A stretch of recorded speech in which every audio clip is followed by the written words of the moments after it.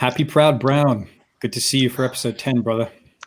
Happy Proud Brown is here. I'm Yeah. happy and I'm proud. I'm happy and I'm proud, and I'm happy that I'm here, and I'm proud of us two for doing 10 episodes of this show. So that's why I'd say I'm happy Proud Brown Pow, today. pow.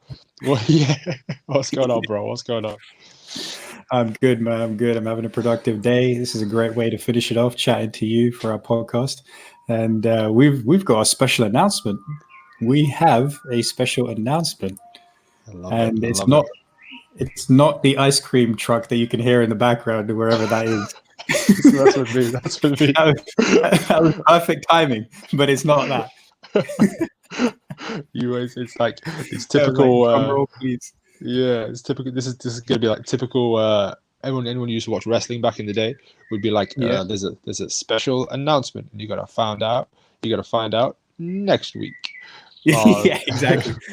Yeah, That's basically what we're doing. So we got a special announcement. We're going to announce it properly at the end of this episode, and okay. There we go. it's about next week. So we got Love some it. good shit happening.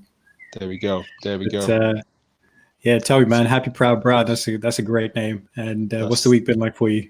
Yeah, bro, it's been really good. I think from leaving off from last week, I left the podcast on a proper high, and I think the first thing that I wanted to get into today was the process between the first week and now, and the difference between, I can personally speak on myself, and obviously you'll do the same.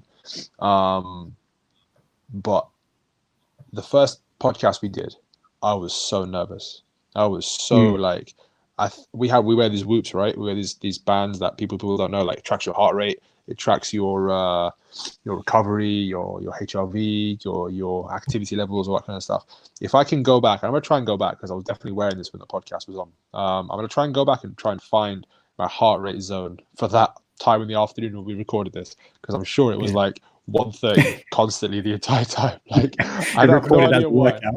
Yeah, a 2-hour-long workout. I have no idea why, but it was a mixture of excitement, a mixture of anxiety, a mixture of not wanting to fuck it up, a mixture of like just that nervous energy, and I had that the entire time, and there's definite evidence of that, because I remember, like, you've asked me this week to kind of go back through the podcast a bit more, and I went back to the first one first, and the first thing I realized was that I was very, very like edgy with how I was speaking, and I still think we both said good shit, and like, kind of, I told the Felix story in this podcast, the first one. That's gonna be like happy memories forever.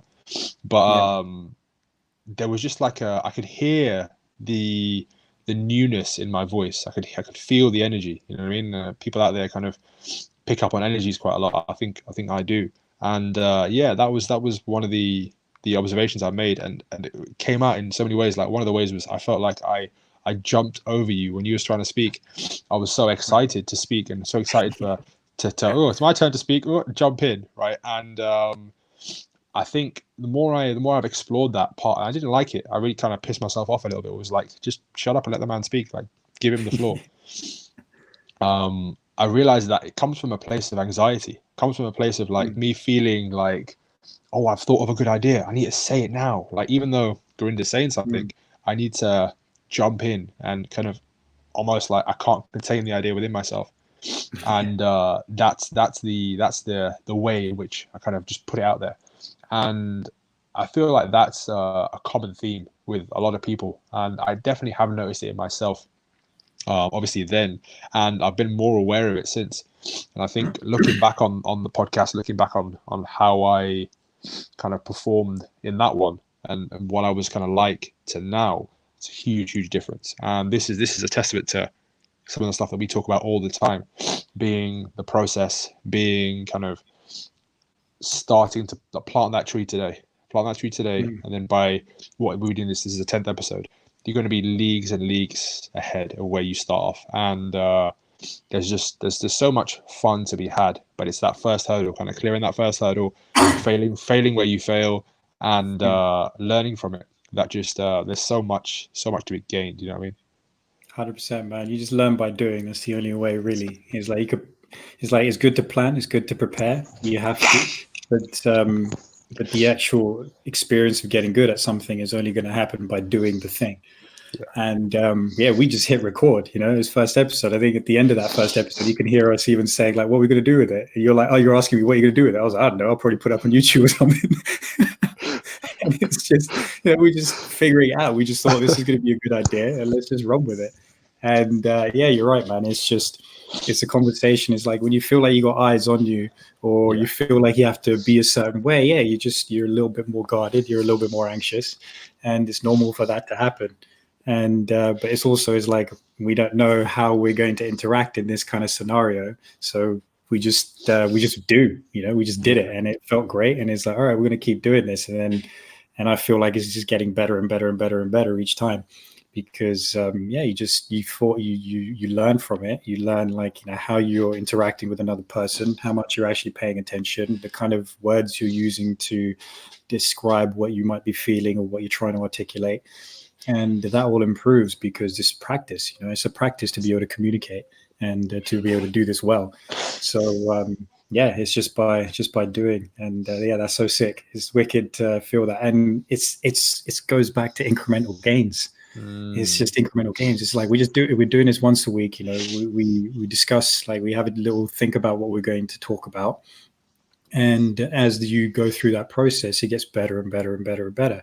So like it's and you, for people who are like listening and just feel like you have to be good at something, or you just, like, you know, again, it's that all or nothing approach, which we talk often about, is not helpful, where you feel like you have to go all in, and by definition that means you feel like you have to know everything straight off the bat, and be able to get everything right straight off the bat, and that's just not how it works. It's just, you got to, you know, like iterate your way forward. Basically, you got to fall down, pick yourself back up, fall down again, pick yourself back up, and until you fall down less and less. And this is what this process is kind of highlighting, because between this episode and the first episode, yeah, I see a lot of growth so far, and it's just the beginning, baby. It's just Yeah, going to buddy. keep going.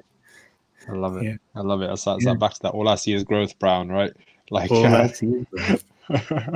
that's yeah. I completely agree with that. And I think the way this started is super spontaneous, and the way that it's kind of carried on. Hopefully that comes across to the listeners, is that this is just a conversation. This is a conversation that we both feel is super necessary. So we just have it, and like this, we're going to get into this further into the podcast. We've kind of chatted about it beforehand, but it's massively about, I think, actualizing on the things that are you.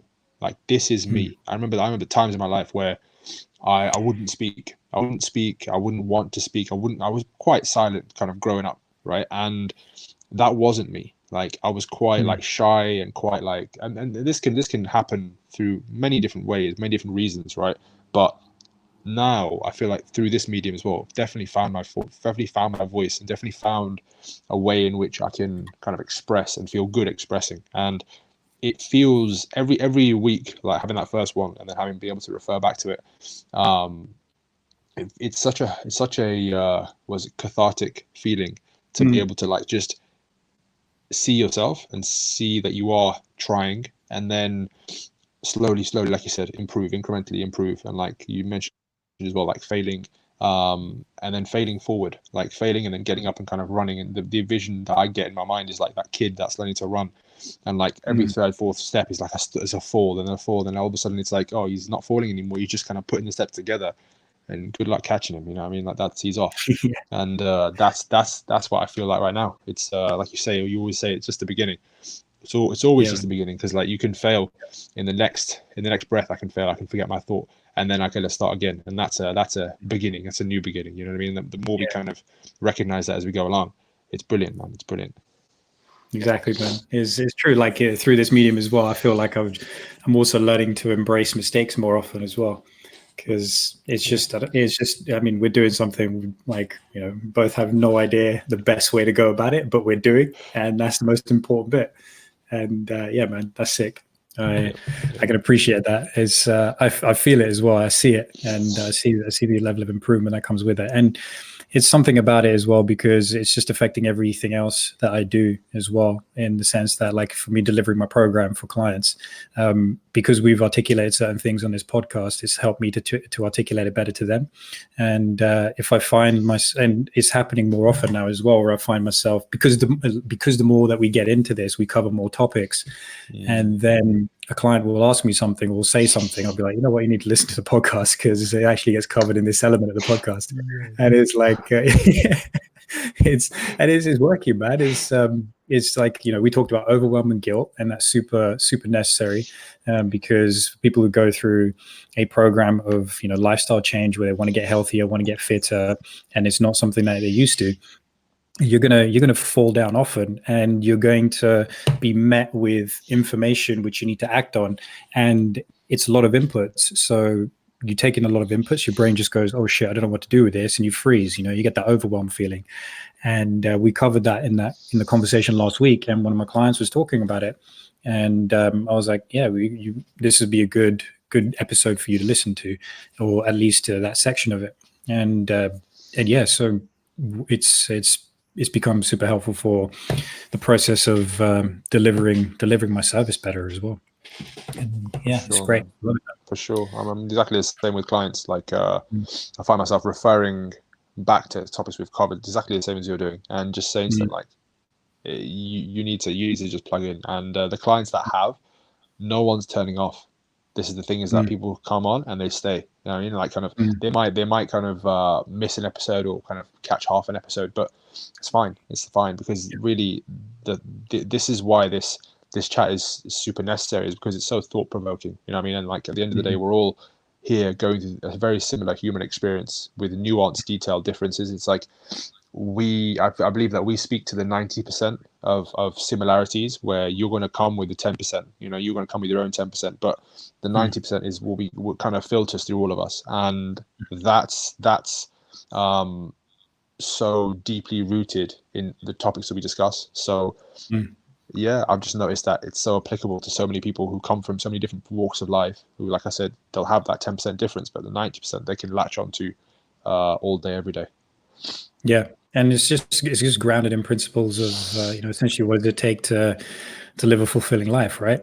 And the greater the knowledge base of humanity extends to, the more we learn, like, the greater the fields open up. So things like neuroscience, positive psychology, behavioral psychology, evolutionary biology, for us, like, human neurobiomechanics, basically how the human body likes to move, nutrition.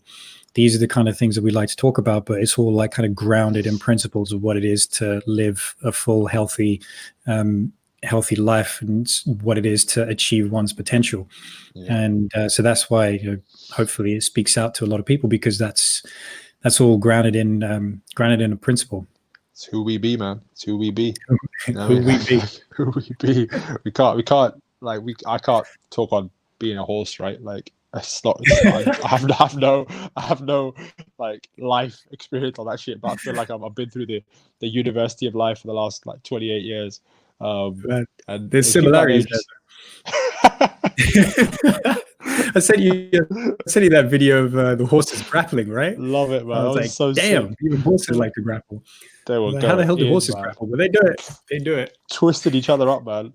I watched it. I was like, exactly. Watch the dance. Watch the dance. A horse dance? What the hell does that mean? A horse dance, just up on the back legs, hoofing it. Just. Exactly, man. People are like, what the fuck are you guys talking about right now? Yeah. Horses like to grapple. That's all you need to know. Grappling is everywhere. If you don't grapple, you're not a creature. No, man, that's legit. Grappling. We kind of look at, like, all the great like men documented in history. Lots of them are grapplers, right? Lots of them have kind of been through this art that definitely teaches you about yourself. And we were talking about this before we came on air, just like the times that you find out about yourself when you're grappling. It's craziness, man. Craziness. Yeah, exactly. It's like there's a lot of sports that'll do it for you, but there's something so visceral about grappling, about fighting, that does it. But Oh man, like we'll go off talking about that. But one of the things that we decided we wanted to talk about was restrictive eating versus flexible eating. We're going to take a bit of a nutrition chat and nutrition focus in the first part of this podcast, and that came from basically thoughts over the last week, some conversations with clients as well, and just the kind of underlying tone of or rather what forms the basis of most people's thinking around what it is to be eating well and eating clean. So I'm going to put that in inverted commas: eating well and eating clean, and so that you can succeed at being healthy and living, getting into shape. So for a lot of people, it might be to lose weight or maintain a good, healthy weight. And there's the notion that it has to be restrictive. Is restrictive eating. So by that, the definition of restrictive eating is eliminating foods or eliminating groups of foods. So you could think of like a ketogenic diet, for example, which is extremely low carbohydrate, almost no carbohydrates, and high fat and moderate amounts of protein. Or it could be completely other ways, like eliminate fats and you have high carbohydrates and moderate amounts of protein. So there's like all these different, like maybe fads. You could look at it that way.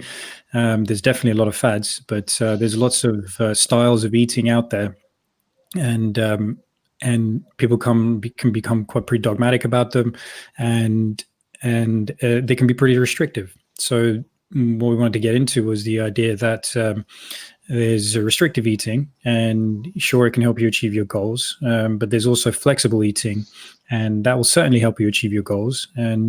But there's a difference between the two of them, which is quite really, really important to address, and really important to address for the sake of long-term health and health benefits, and keeping yourself in your best shape.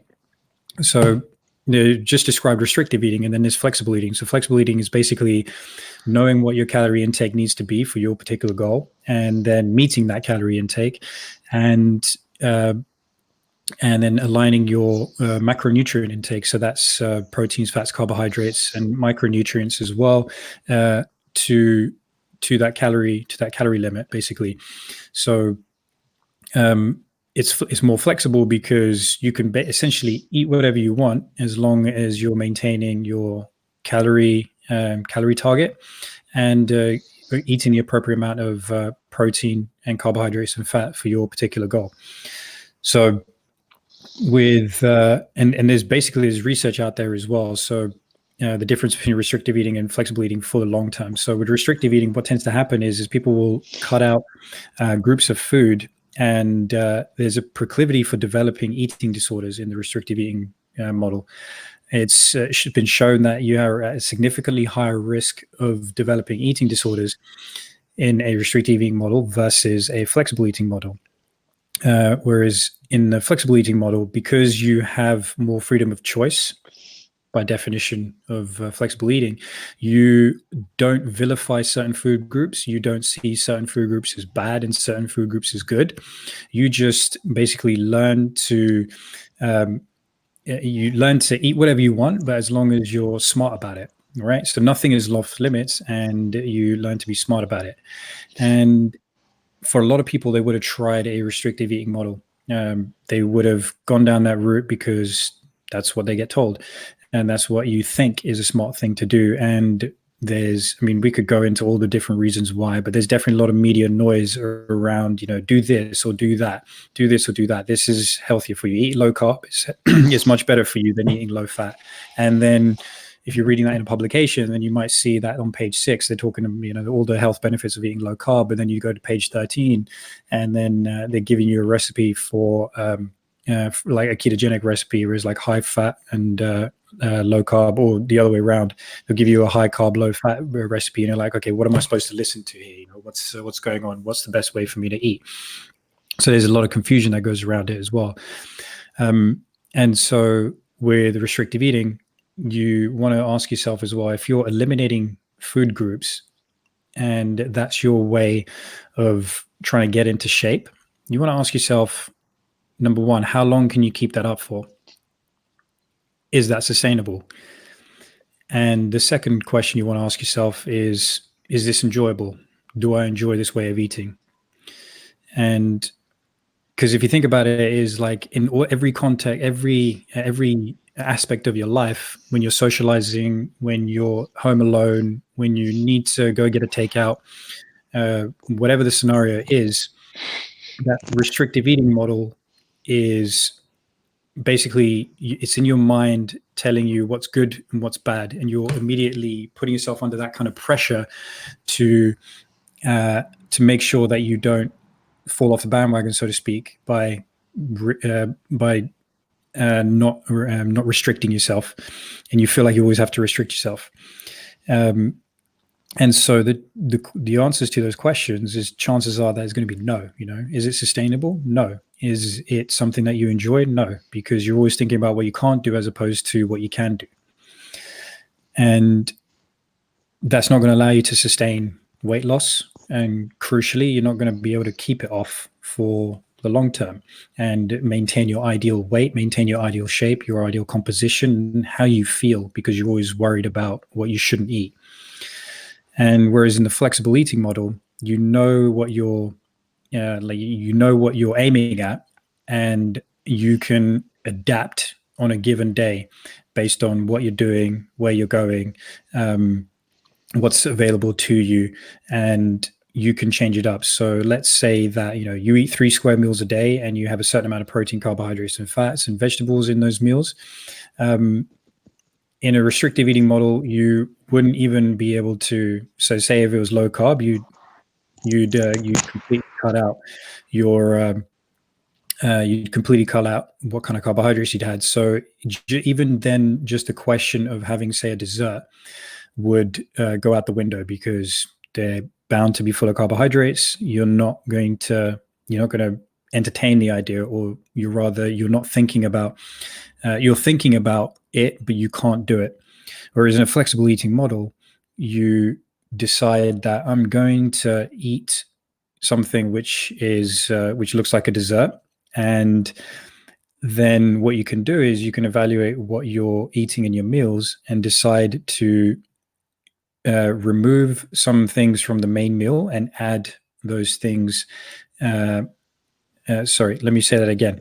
You're thinking of removing the kind of like the calorie equivalent and the carbohydrate and fat equivalent that you would get from the dessert from your main meal, and then you're attributing it to your dessert instead.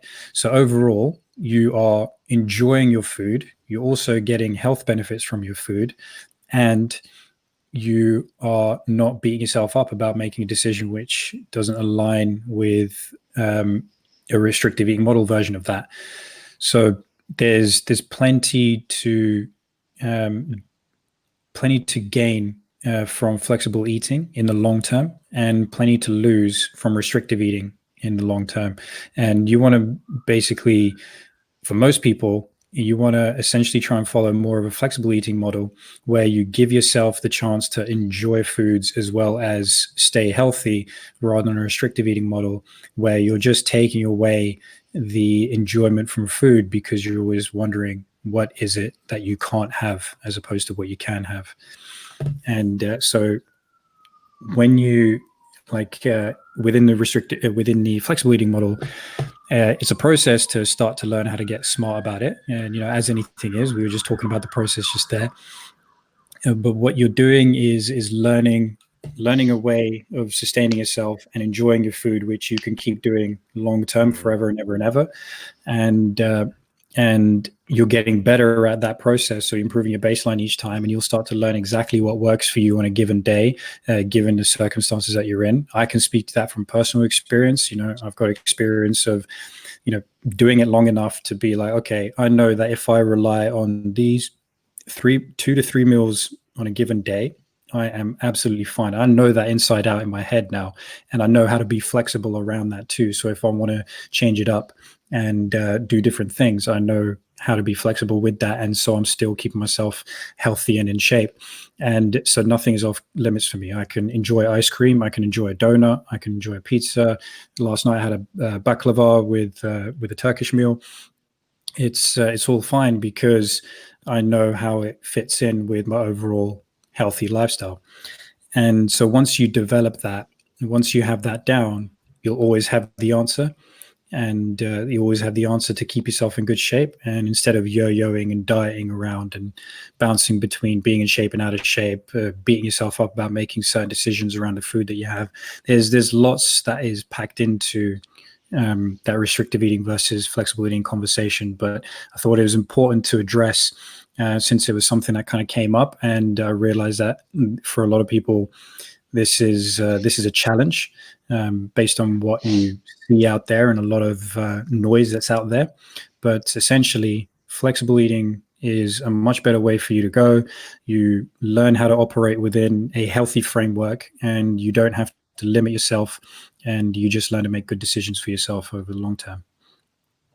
Yeah, man. Some legit advice there, man. Some really legit advice. I think the the experience I've had with food and with eating is I can speak to this in relation to my own experience with dropping weight um as well as gaining weight, and then in terms of clients and what I've experienced working away in London, kind of being involved in a heavily like transform your body quickly kind of state and what that requires versus how life actually is. You know what I mean? So the way I'm kind of seeing this is like we look at exercises and we say this is an isolation exercise and this is a compound exercise. So like compound exercise is more all encompassing of the body. It kind of requires a lot of different things to be uh, in your control, and then you can go ahead and do that compound exercise. So like imagine like a clean and press in terms of like a Olympic lift, or like a overhead squat, or even like a ring push up, or dip or whatever. So what I'm trying to get at here is that the the compound exercise is very much like flexible eating, in the sense that Mm, you've got to have the the discipline, you've got to have the awareness, you've got to have the understanding, the alignment around these foods work for me. Like you said, these 2 to 3 meals, I can have them every day, all day, and I know exactly what I'm going to get. A plus B equals C with these meals. Like mm, I'm not going to feel bloated. I'm not going to feel I'm stressed, or I'm not going to feel like I'm having any kind of digestive discomfort. I know the amounts to have. I know what they do to my calorie kind of limit for the day. I have all of these faculties, these prerequisites in place, and then now I can fully be autonomous with my eating. And I think that requires a level of chill. It requires a level of mm, chill with your diet to be kind of stress free in a way. I remember some of the clients that I had when I was working in London, super stressed individuals, like working for massively expensive companies and just having a lot of shit on their heads.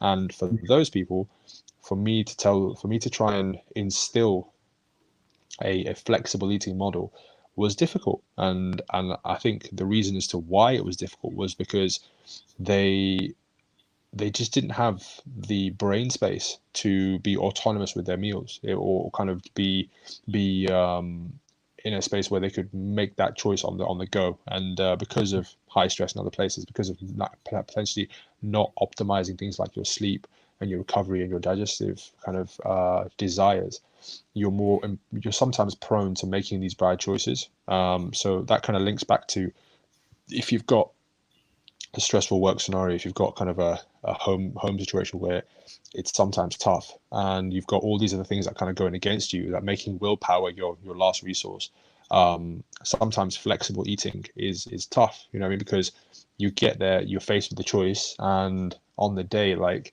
if your back's up against the wall, it's like, oh, that pizza looks really good. I'm just going to go and grab some of that because it's quick, it's easy. I know what I'm going to get, and that's kind of links back into, you know what you're going to get with 2 to 3 meals of salmon and rice, chicken and sweet potato, and a protein shake that you've made with X, Y, and Z, because you've done those reps, right? Whereas somebody who kind of works in the city, has worked in the city for the last 5 years, like arrived on day one frantic, and it's been frantic ever since. Like the reps they've got are like Pret. They've got like at best like a Pret kind of protein box, and then at worst it's like it can go really bad, right? Like kind of I think that frame of reference for somebody who's working in a high stress situation, they've maybe not had the time to chill with their eating. So their approach for that kind of person sometimes, in my opinion, can be beneficial to restrictive eat, but under the supervision of somebody who's going to bring you out of that. And I think this is where like our coaching kind of styles. And I know that in the past, again, I'm linking it back to training, right? So somebody wants to do a squat. Okay, right. Well, they have to have the relevant hip mobility, the core stability, the ankle mobility, the awareness of the actual movement, and then we put it all together, and oh, hey presto, you have a squat. But at the end, the kind of prerequisites, I've got to break all those things down and kind of have you move through them. So like day one with somebody, it's like, okay, this is how to use MyFitnessPal. This is a protein, this is a fat, this is a carbohydrate. This is how you log it on MyFitnessPal, right? Like these are the little building blocks that go into you. Okay, one day you can squat, one day you can go out to Marks and Spencer's and pick your own meal. You know what I mean? Like kind of come back with something that has 30 grams of fat and 50 grams of protein and like lower grams of carbs because you're trying this because for that meal you want to limit fat, limit carbohydrates. I think this is the model that I've kind of had success with in the past when looking at these two in like kind of opposition. I think it's almost like a spectrum. Like you qualify yourself for flexible eating once you've done the reps in some way in terms of restrictive eating, but it's always better to end up here. It's always better to end up flexibly controlling your diet and flexibly controlling your eating habits. However, I think at the start there's a lot of people that it's like Mark Zuckerberg, right? He wears the same pants and shirt every day, and like because it's like decision fatigue, like kind of kills you. It's like you need that Homer Simpson wardrobe. Like just be Homer Simpson. Like don't worry about kind of too many choices and too many things. And this is actually, I had a client sign up with me today. I went for a walk and we had a consultation, and she was kind of talking about how she's a foodie, and that term kind of sometimes meaning she was showing me she was happy, really proud of some of the things that she'd made in the past, and she was showing me like this is a kebab dish that I've made, and it was this and there and that in there and everything else, and that I could see that this lady's having discomfort with her diet and with her weight issues, but she's very much into food. So what that kind of looks like to me is that somebody who is kind of in it, but they don't fully understand what they're putting in their body. So for this person, I'm gonna opt for, again, a bit more of a restriction based until they understand all the faculties around what they're playing with. It's like you can be a foodie, but do you fully understand what you're doing? It's kind of like the person that goes to the gym and spends 4 hours there. It's like you're going there, but do you really know why you should be going there? Like you should be going there to get parasympathetic, get sympathetic, and then get out. Like not go there to make friends. You know what I mean? Like this is the kind of the difference. So yeah, man, that's it's a really interesting topic, and I think a lot of people will stick their flag in the sand and be like, I'm this. It's like really this is just a learning thing. This is just like an awareness tool, right? Like kind of once we have that awareness, you've got to plug it into your life, and can you live with it day in day out? And almost not can you, but should you? Like does that like I used the analogy before came on air, like I'm only going to do bench press. It's like what implication does that have? Like I'm only going to eat vegetarian food. It's like, well, we know now that you'll be massively lacking in B vitamins, you'll be massively lacking in things like creatine and like sometimes like essential oils for the body. These just won't be present in your diet. You know what I mean? Like things like carnitine, they just won't be present in your diet, and these are the things that sometimes your body needs. So should you put your flag in that sand? Sometimes, but sometimes you should also be over here, and that's where the flexible dieting comes in. But I think it shows people can have interest, and I think nowadays things are coming to the forefront. But yeah, it's definitely a spectrum. And like you want to be that black belt right at the end. You kind of want to make your mistakes and then just etch your way to be like, oh, okay, I understand all the moving pieces now. I'd like to be flexible in how I eat. Yeah, completely. And that's why I think that's why that model works, because within that is you've figured out what works best for you, and rather than just prescribing to one line of thinking, and then not even challenging whether it's the way that you like if you're restricting yourself for a certain period of time, it's like, okay, is like how much joy and how much how much is it going to be able to sustain you. And so, like you said, is like starting off with that is, so it's definitely, so there's certainly a spectrum as well. This is what flexible eating caters for, is that spectrum as well, because so if we delve into it a little bit more, where it's like with the idea of flexible eating is it within that you can adopt whatever you want to adopt as well, so you can make it work in whatever way that you need it to work. So it could be that within flexible eating, but you figured that paleo is a good idea for you, then okay, go and experiment with it within that framework. And if we even talk like vegetarianism is okay, go and experiment with it within that framework, and it can work for you as long as you are hitting the appropriate macros, and then you understand that you aren't you are mitigating for the deficiencies that you are likely to have in your diet with like B vitamins and essential fats by supplementing it as well. And again, that's going to be an iterative process. It's going to be a process to get yourself to that level. And so within that framework is like you can experiment with all these different ways of eating, and the difference being with so I think like to define restrictive eating even more is like completely cutting out certain types of foods or certain groups of food, like vilifying them is basically what ends up happening. So what it sounds like you're describing is here's like here's the calorie plan, here's the macro plan, and whatever you do, you just want to fit within that. Does that sound about right?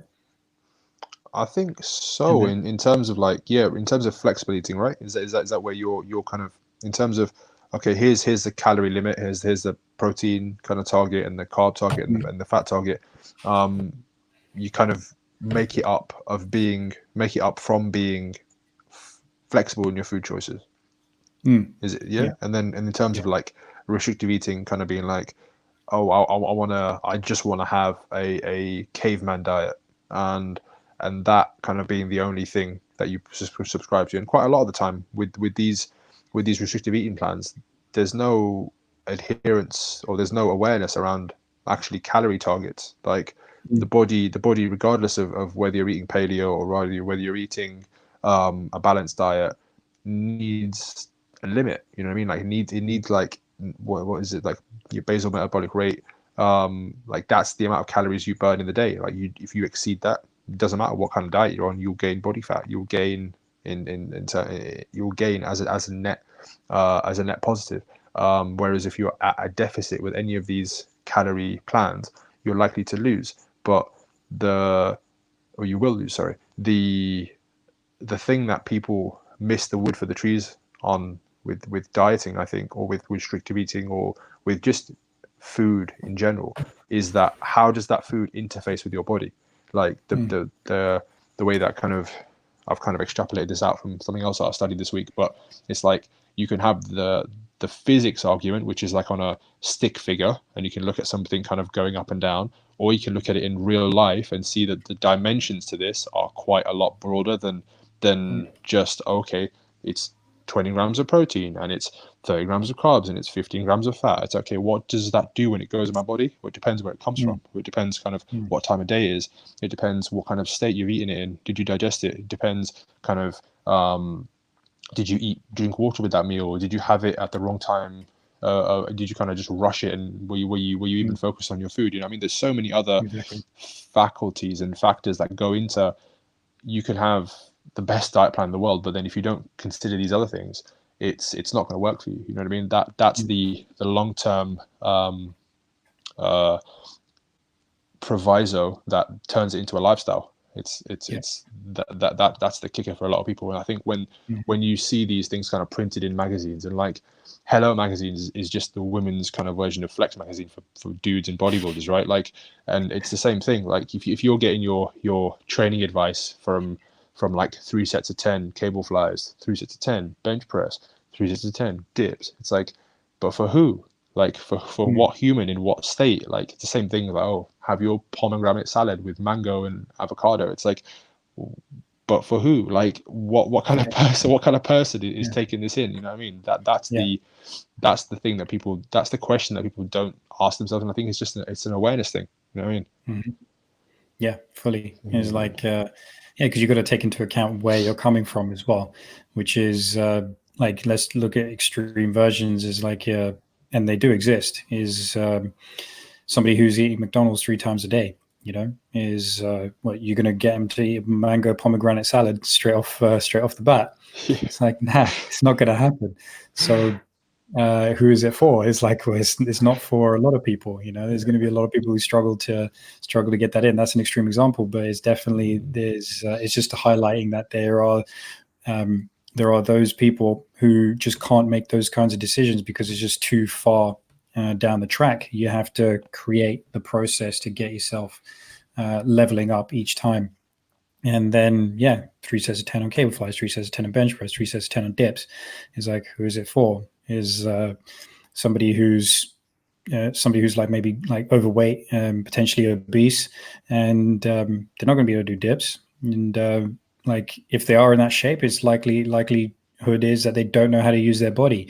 So you're going to prescribe them, or you're just telling them to do something, and they don't know how to execute it, and then they try. There's potential for injury, but then there's also potential for just giving up because it's like you just don't feel like you know what you're doing. So is yeah, and then relating it back to the model. That's why yeah, so let's look at it from like broadly speaking as well, where again looking at the magazine example where a lot of people will probably get some information is like, hey, try this, hey, do this.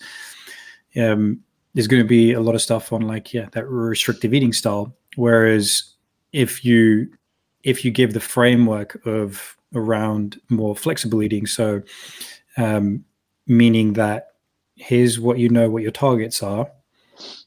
Even like if you are that person who goes to McDonald's 3 times a day and gets your meals from there, if you have that flexible eating framework, you can still make improvements. You can still get healthier, even if you are going to McDonald's 3 times a day, because most what a lot of diets don't take into account. So whether it's paleo, whether it's vegan, whether it's vegetarian, whether it's pescatarian, whether it's carnivore, you know, most of the health benefits that people are getting from following these diets is because they end up being in a calorie deficit, which helps them to lose weight.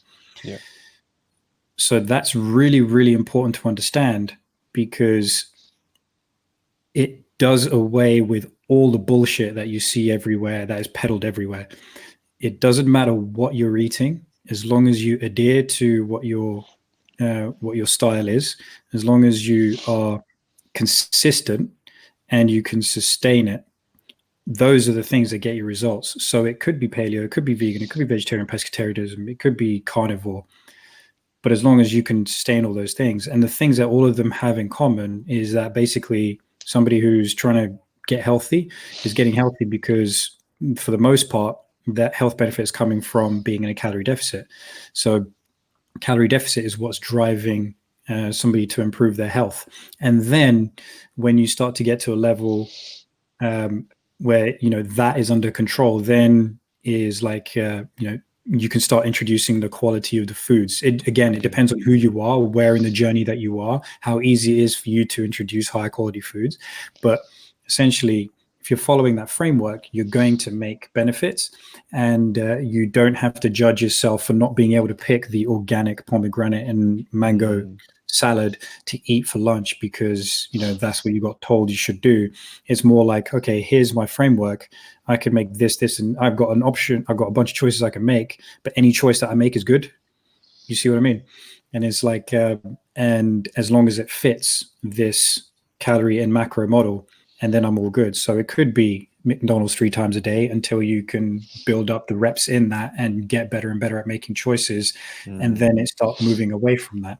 But it's entirely possible, and that's why that's helpful over like that pure restrictive eating model, where you just say cut out this, cut out that, cut this out, cut that out, because then that just it doesn't because ultimately to get that long-term result, people need to be autonomous and people need to be empowered to make the decision to make better choices. And that stuff doesn't, if that's the only way that it's going to go, if it doesn't build into a flexible way of eating. And so So yeah, it's on a spectrum.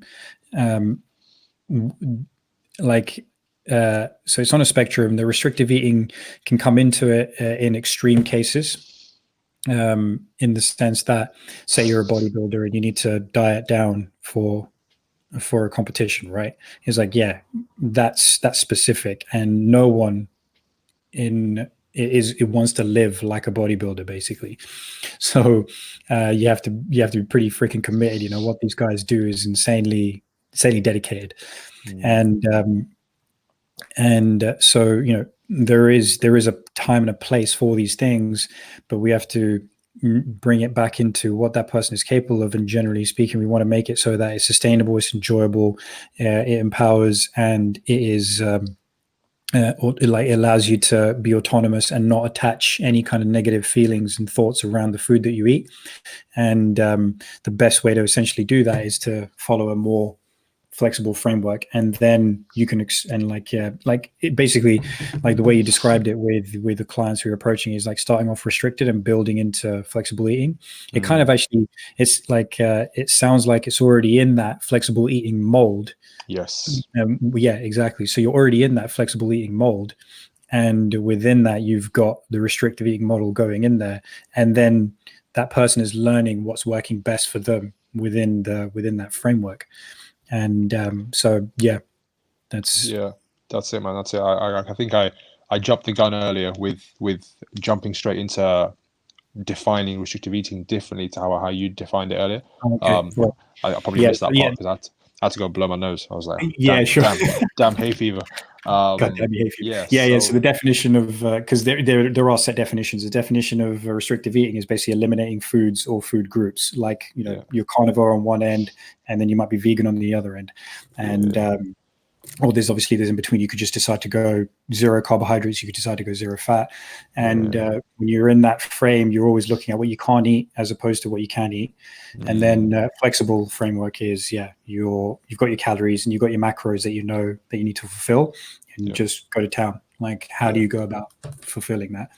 And it's highly empowering. It just gives people the power to be like, oh, so nothing is off limits. Nothing is a bad decision as long as it fits in with this. And then you learn to build off of that. You learn to build, like, okay, you can learn that a certain food made you feel a certain way, and you realize you actually want to have less of that, and then go further and further and further. And because I was talking about it with a client of mine, where if I'm spending time at my parents' place, it's a time where I get to just be a kid again, where I'm there for a few days and they just feed me whatever they want, like whatever I want, and it's like, look, mom, dad, it's like, whatever you make, I'm going to munch it. So they do a ton of food, and so the question was like, how do you deal with that? You're completely out of, your own little routine that you've got. You know exactly what works for you. I'm like, look, if I'm there for a few days, I run with it. It's fine. It's not going to ruin me because I know the framework. I know what works for me in terms of like how much food is useful for me, and that's something that we can teach people as well. Like, there are easy ways for you to learn how to get a rough idea of how much you should be eating without having to put food on a weighing scale, without having to think about how many calories you're consuming. There are ways of doing that in a more practical sense if you're not mathematically inclined, whereas I am mathematically inclined as well, so I will like document everything that I do. And so again, those things have their time and place as well, because we would recommend for certain people to be able to document it for sure, because you need to bring that awareness. That's a different conversation. But essentially, it came up as like, how do you deal with that? I'm like, I'm going to run with it. And but if I was going to be there for like 2 weeks, then I will need to address it completely differently, as if I was living in my own routine, and as if I was going to go about it so that I could be so I could function like I normally function. Whereas in my parents' place, I'll eat what they give me, and it'll be only for a few days, and it's fine because I know I'm going to go back to my normal routine. And that's another thing that frees you up as well, which is knowing that if a day goes off track, it doesn't matter, because you've got the next day to reset, or the next moment to reset. It's not even the thing. It has to be like a day-to-day thing. It's just like the moment you realize it, you just reset, you go back into alignment. And so the conversation was just basically, how do you deal with that? And it's like, well, it depends. I know I'm there for a few days. I know it's fine. I know I'm going to go back to normal. If I was there for a few weeks, then yeah, it's going to be different because I'm going to need to eat more in my style. I'm going to need to eat so that I can take care of myself rather than just being gluttonous all the time. Yeah, man. You learn to work. You learn to work. Work. You learn to work something out for yourself, which is going to suit you way better than any other way. For sure, man. For sure. This you've been gifted the process. That's the one. Yeah, You've been gifted the process that's of the kind of one. understanding where the body wants to be through Mm, the various moving parts of it, right? And I mm, think back to that, seeing restrictive eating as okay, limit calories and kind of stick to these certain things for now, but then always having the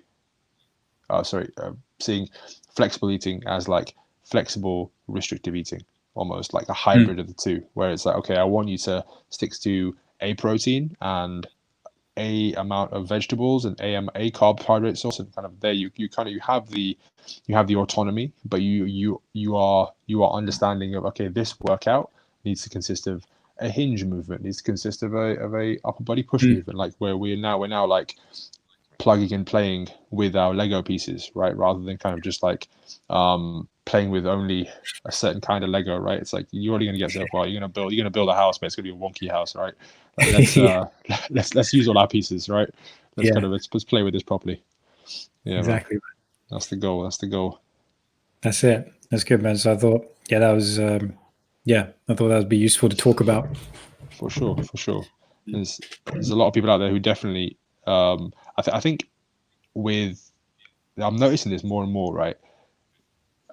Do you ever get the impression that people talk sometimes to help somebody or to actually just say what they want to say? You know what I mean? Like kind of, I feel like with a lot of these health food magazines, their Yeah, context is not there. The context is not there. And it's the same. I'm not just kind of shooting at health food magazines. I'm kind of shooting at like I said, Flex magazine earlier. I used to read this stuff like there was a Bible when I was younger, and be mm, like, this is my Bible of gains, right? And but yeah, really, I would have been much better off suited understanding what flexion extension meant, where relevant joint positions should be, how the bicep interfaces with the tricep, and kind of at various joint angles, like all the things that I've actually hung my hat on now. That's what I should have been doing. Whereas these other kind of people thinking that they knew, putting things out there, and I suppose it comes from a position of wanting to help, but really, unless you actually have the facts around it, it's almost like irresponsible in a way, as well as being kind of leading people astray, right? People that kind of necessarily don't know any better, because how many times are you going to see an expert reading like Hello magazine or like whatever these kind of healthy women like? It's there's that doesn't exist, right? Like kind of let's align ourselves with the best mm, practices out there, and kind yeah, of come down from there. And I think this is kind of segue off into something else you wanted to talk about, right? Which was kind of doing your best, mm. aiming higher. Was it aiming higher? Oh no, it was. Well, yeah. Well, there's several things that we're going to go into. Okay, It's okay, like okay. there was like segueing into like you're stronger than you think.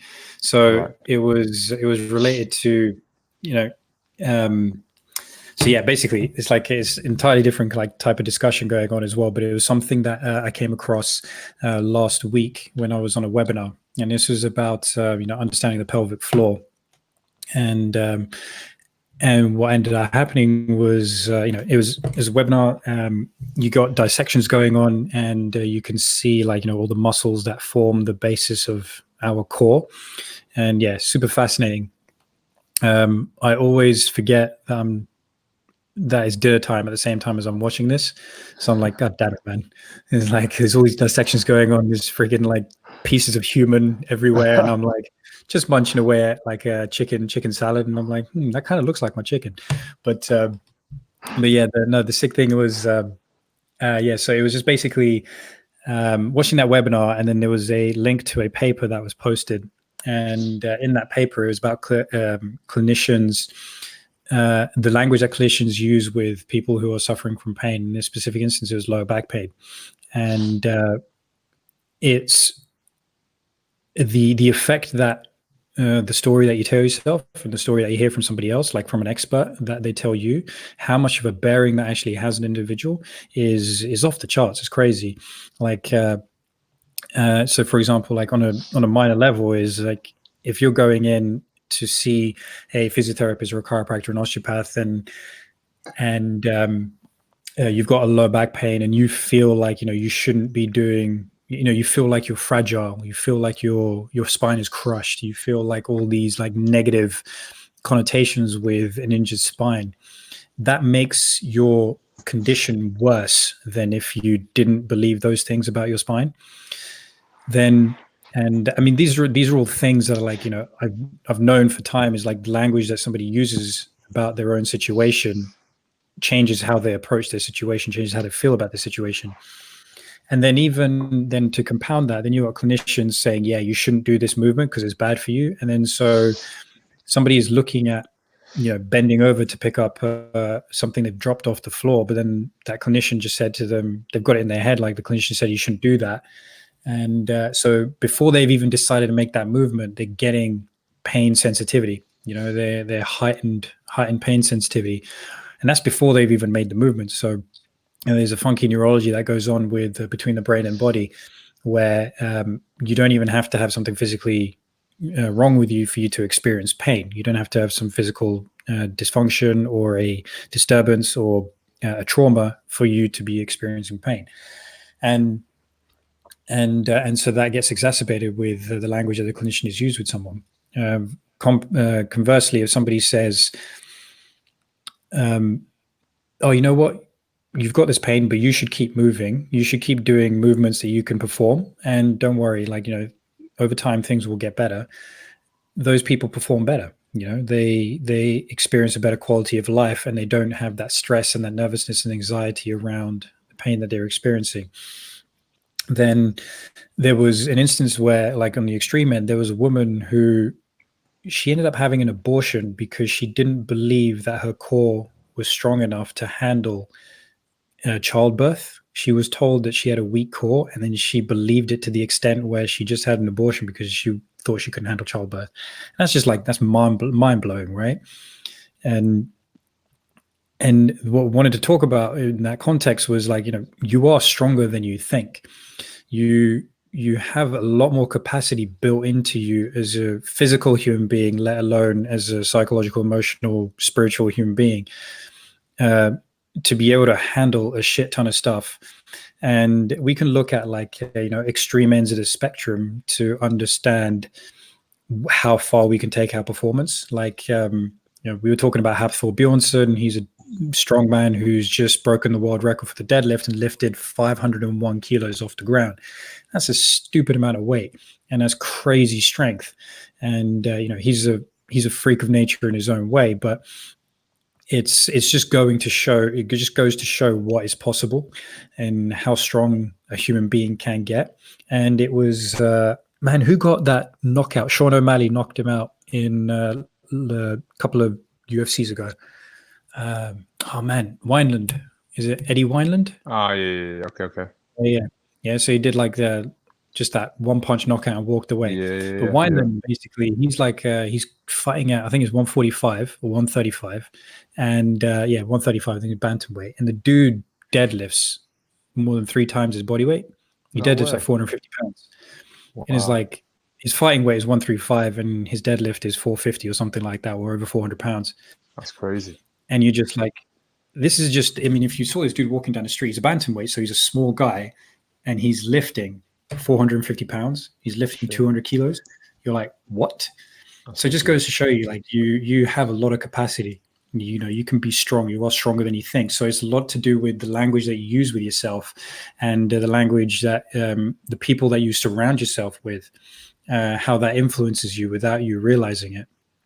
And I think there's a lot of power in that, is to understand that if you are constantly, so to extrapolate it out from this clinical setting, if you are constantly surrounded by people who have negative chat or are judgmental or whatever, is just basically brings your energy down, then you need to get away from that. You need to figure out a way of getting away from that, because it's dampening your impact on the world in the way that you want to achieve it. It's pulling you down. And then also it comes down to the story that you tell yourself as well. Like, what kind of thoughts are you like populating your mind with, which are dominating your day? And there's like, we have thousands and thousands of thoughts that creep up in our head throughout the course of the day, and we actually, contrary to what most people think, you do have control over the thoughts that you put into your brain and put into your mind. And so introducing a positive thought and then trying to live with that, it changes your physiology. It changes how your body and brain functions. So simple example is like the idea of introducing a positive thought has the same effect um, as taking physical action. So it's to the brain, it's no different. So if I introduce a positive thought, like let's say for me, if I'm thinking about you know if I'm thinking about so let's say the word strong. So for me, I use the word strong to help me stay focused during a workout when it gets hard, and also to help me g myself up if I'm not in the mood but I know it's a good day to go for a run, let's say. And so I could be teetering, and then I've trained it now to be like, my brain just goes strong and it's like, oh yeah, this is why I'm doing it. That feels like jacks me up a little bit, and that's changed my body chemistry. That's changed what's going on inside my brain, and it's given me that hit of dopamine and norepinephrine to like focus, be alert, and to feel good about that.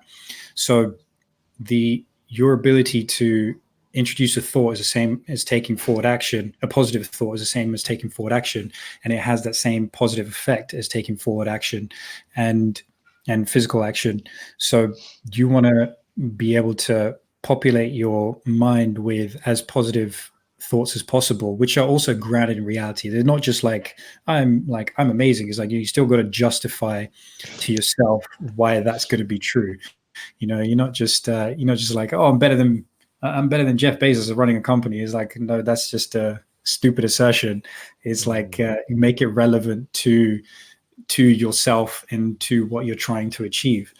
And so if that comes down to like, okay, the example I gave was a woman who decided to have an abortion because she felt she had a weak core and couldn't handle childbirth, then flip that script. If you keep telling yourself you've got a weak core, no matter how much you work on it, you're going to feel weak. Whereas if you appreciate that, every time you work on it and you like, okay, I appreciate and I celebrate the fact that I worked on it, and you introduce that thought that you are, gradually getting stronger, then you're going to feel stronger. You're going to be stronger. So there's a lot more to it, and you are stronger than you think. 100%, man. 100%. I think there's the segue that I wanted to kind of branch off of with this and how it kind of loosely ties up, but I definitely see the parallel, is whenever we are outsourcing something. For instance, the last conversation we had was about diet, and we completely fall into one camp.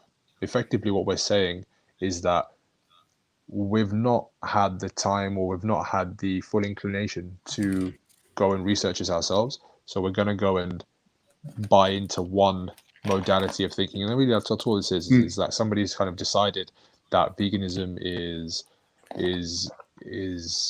morally correct and that it's good for the environment.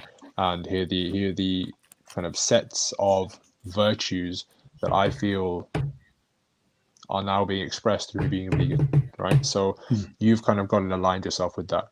And there's nothing wrong with that. But if over time you start to see holes in this plan, you've got to be confident enough in your life to sail away from that and to start moving toward your own strength. And I think this comes back to, there's so many directions I can go with this, but for instance, like having a training partner in the gym. and the training partner kind of thinks that this is the only way to train. And I've been that guy before, where I used to think that it was chest day was chest day, and let's annihilate this chest, and then tomorrow it's back day, and then let's go in for that, and then the whole week comes around and we're going to go back into it again. But that's me almost being blind to the options out there and not really wanting to fully express my strength, my strength. And I think in life, the strength comes from having many different things to pull from. And I think in this instance, what I would stress to people is that fully go out there and explore all the options, and then decide. Whereas I think at one point, this lady who's had this abortion on the back of being told one thing by one person is that is her fully believing this one person and fully kind of being overawed by someone's opinion, and not ever researching it herself, going out there to talk to other women or talk to other doctors or whatever, and fully kind of almost being scared into making a decision. And like you said, the science behind it is that that's the way the mind works. And I think there's more impressionable people out there than we realize. And I think in certain ways, I've been that impressionable person. I'm sure you have as well. But really, life, for your life, like you as a human being, whoever's listening to this, your life is totally predicated on you being completely searching for yourself. You know what I mean? Like kind of obviously taking the advice of other people, but then continually asking questions and continually kind of exploring all the corners, and be willing to kind of make those mistakes, and in turn you'll have such a rounded view that you'll be strong everywhere. And I think this is sometimes the problem with like we were talking about restrictive eating versus flexible eating, is that not only do you restrict yourself and not learn about other things, but you end up controlling your diet to such a degree that the way in which your body works is only to digest these certain things. So your range of things that you can actually in turn digest becomes smaller. Like the available like bacteria in your gut will kind of shrink. Your view in life will narrow, and in some ways that's not the way to live life in terms of experiencing everything, in terms of kind of seeing where you can possibly be strong and be kind of adventurous in your life.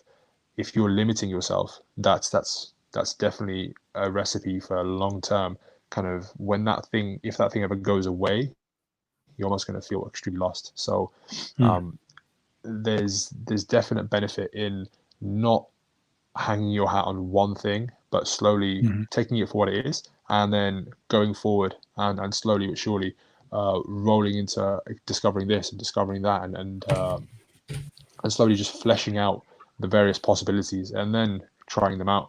And I think a lot of people out there, they don't know where to start with this kind of stuff. And I think when it comes to being stronger than you think you are, it's the smallest thing that can actually help you express that strength and actually find out more about that strength. And that's why, like, for us, physical activity is probably number one, where it's literally a visual representation. Okay, today I am 6 kilos strong. Tomorrow I might be 7 kilos strong. And it's like, it's only through trying that extra kilo that I realize I'm stronger than I think. And people out there, this could be diet related, as in like, today I've only eaten this certain way my entire life. I woke up, I have cereal, at lunchtime I grab a sandwich, after work I kind of get a takeaway, and then that's me. And if you're limiting yourself to this narrow scope in life, that's really all you're ever going to be. But if you're able to step out of that, explore all the different corners, then you can expand yourself over this really vast array, and be stronger and be kind of capable first. I think capable is the first thing, and then kind of building upon that to be strong is so super necessary, super necessary for everyone to really understand. Yeah, completely. Man, there's a few things you said there. It's like okay, so going back to the example of, the woman's listened to that one person's word, and then it's just downhill from there. It's like just believing it is. it's like that. It's because it's coming from an expert. So it's like, okay, well, this expert knows better than I do. So they're telling me something that's wrong with me. And okay, that's bad news. I've heard it from an expert. And then tied in with that is how we as human beings like to make decisions. You're trying to make it as easy as possible for ourselves. So it's like one of the things that I've learned is essentially when it comes to decision making, where if there's a lot of input into that decision, if it's more complex, then we try and go through the easiest path possible, right? So when it comes to health, it can be complex. It's like talking about researching all the different things that could work for you. Where most people fall down at the first hurdle is just like because you've got to do the research. It's like you say, it's like you want to take the easy way, and therefore you go with the decision that's been made for you already, and you think you might be being autonomous, but because it's the information that's presented to you most readily, you're like, okay, that must be the way to go. And so, like, again, a good example of this would be if we're applying it to this field, we're looking at so let's say keeping it to okay, flexible eating versus restrictive eating, you're coming across more information that's saying, hey, reduce this food group out of your eating plan, reduce this food group out of your eating plan. And then what it does is it makes your decision making a lot easier, because all you do is just make that one decision, and that in theory helps you take care of things. Whereas if we're going down the flexible eating path, is like there's a few more decisions that you've got to make, but generally the framework is much better for you long term. But because you've got to think a little bit at the beginning, you're like, no. Like, it doesn't even have to be a conscious thing. It's just something that happens where you just go, no, I'm going to go and fall into this, make the other decision, because that's just easier for my brain to follow and understand. But really, that's when it's like, it's not ideal. It's not good for us.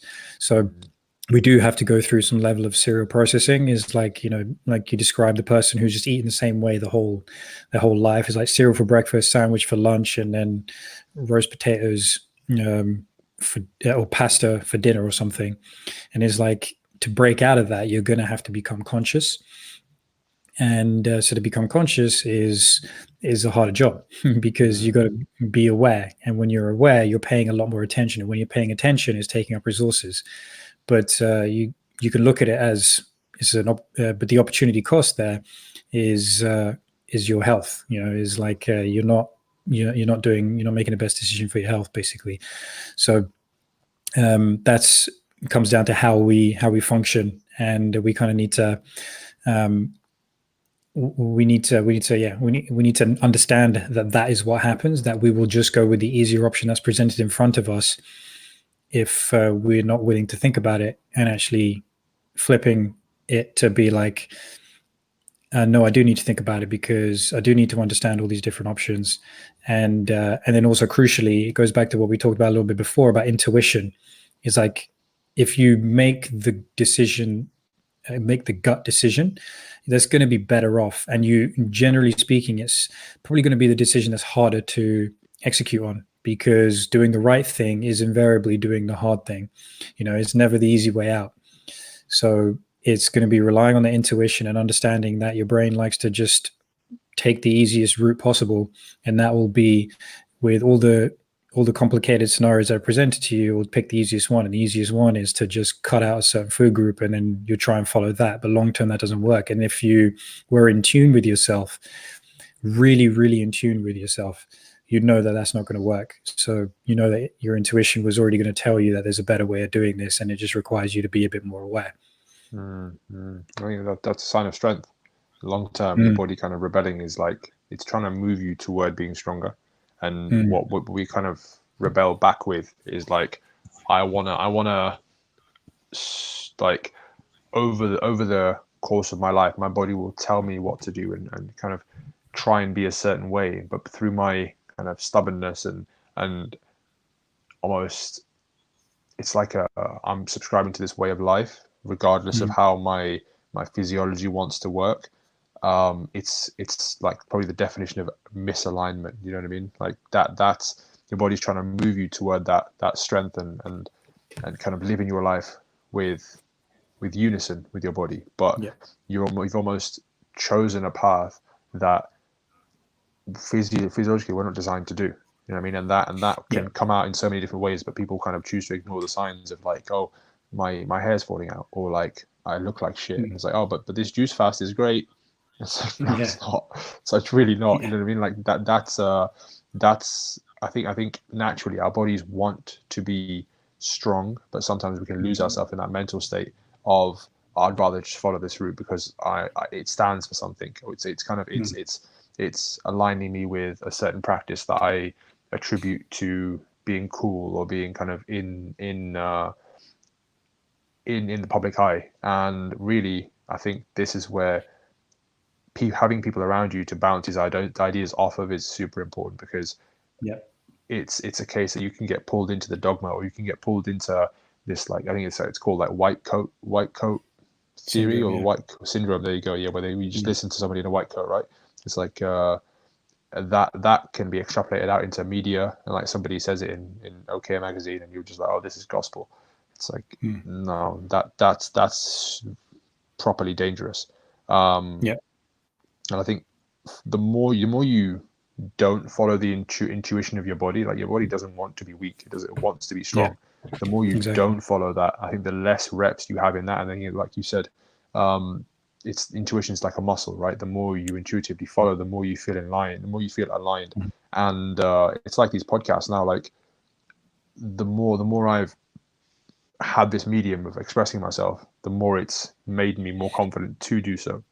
And I think with a lot of these diets and a lot of these kind of things that move you away from where you actually want to be, if you actually follow the signs of what the body's actually rebelling against, in most of these cases, it's not where you want to be. But it's almost like stubbornness that's keeping you there, and it's almost like Yeah. a insecurity that you don't know where else to go, so you'll just stay here because there's no other options.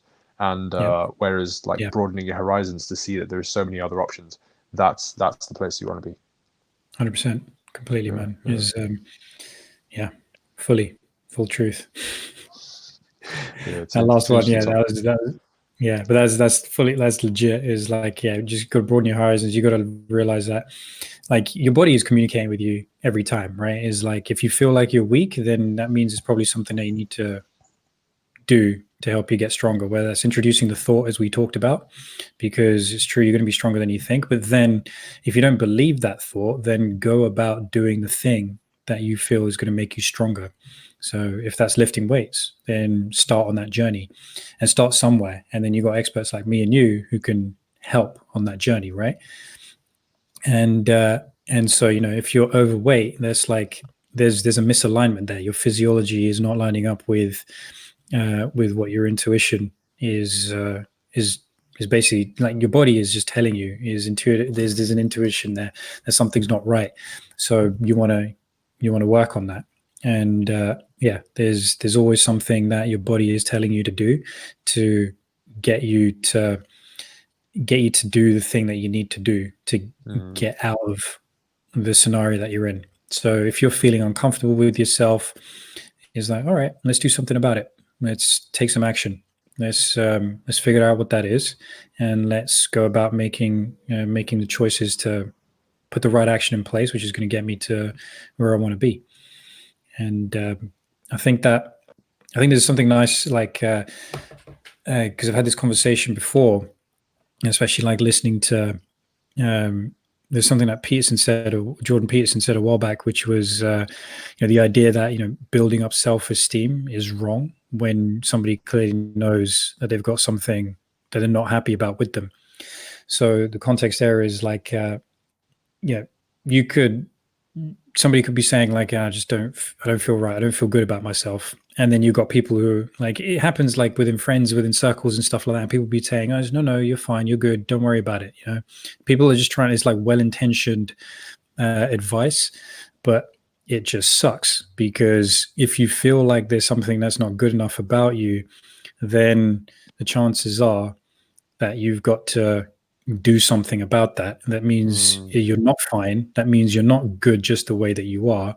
You need to you need to go about figuring out what that feeling is so that you can step away from that and build yourself up to your own ideal, right? And in previous podcasts, we talked about how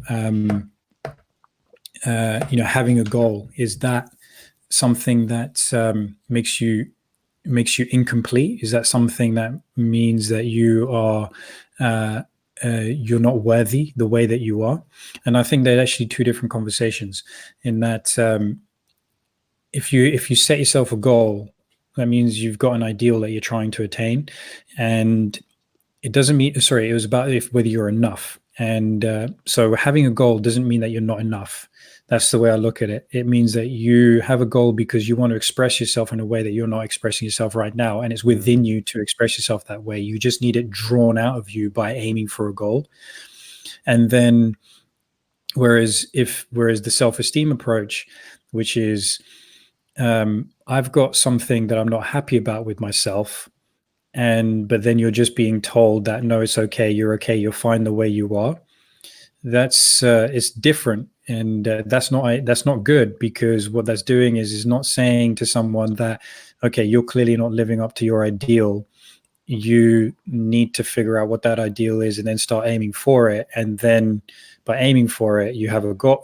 By aiming for it, by definition, that means you have some sort of a goal, and then you're trying to express your best version of yourself. Yeah. So having a goal doesn't mean that you're not enough, but feeling like you've got a problem with yourself and you don't feel good about yourself means that you're just not expressing yourself in the way that you need to.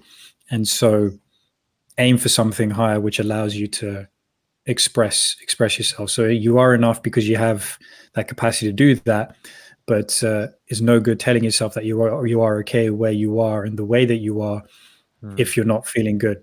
Yeah, that's completely legit, man. I completely think that that question, even like, does it mean that you're not enough if you seek more? It's like, no, it just means that I seek more.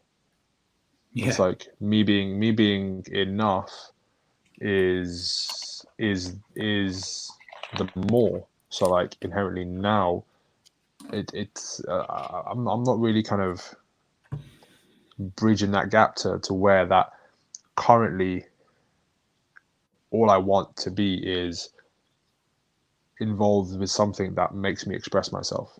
So that I think that's the thing that you've got to kind of hang your hat on with this, is go and find that thing. You know what I mean? Like, find the thing that allows you to express and allows you to kind of be. And before you know it, it's not necessarily about kind of where you are right now and whether you're enough or whether you're not, or whether that's kind of gonna hold you back. It's like, if you've got a song to sing, you've got to go and sing it. You know what I mean? That's the journey that you've got to kind of find yourself on. And yeah, I think that's a lot of people. I think that's a lot of people who kind of are, like you said in the previous segment, where people will get told something early in life and it will stay with them. You know, it will stay with them. It will kind of become a defining feature of who they are, and they won't ever explore the boundaries, and they won't ever start to see themselves in different realities as opposed to the one they're in right now. But it's much more about the people that you're following. Where do they qualify on this path? Like, where do they qualify in terms of what you actually want? Do they sit at the top of the hierarchy as like kings and leaders and like people that you aspire to be just like? Or are they somebody who's just simply controlled one, or like somebody who has applied an opinion to one facet of your life? But if you can now multi-branch yourself off into so many different places, you're not limited by this one thing. You're now seeing that, okay, where I was about to put that resource, and say their opinion turns out to be correct, and it is something that you can't no longer pursue for whatever reason.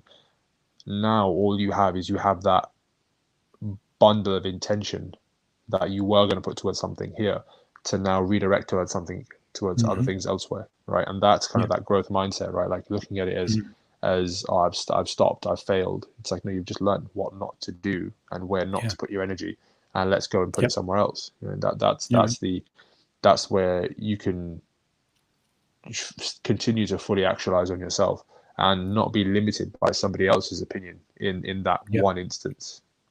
completely, man. That's legit. I love that. The bundle of intention and take it somewhere else. And Fuck yeah, man. yeah, fuck yeah, jacked, jacked to the tits.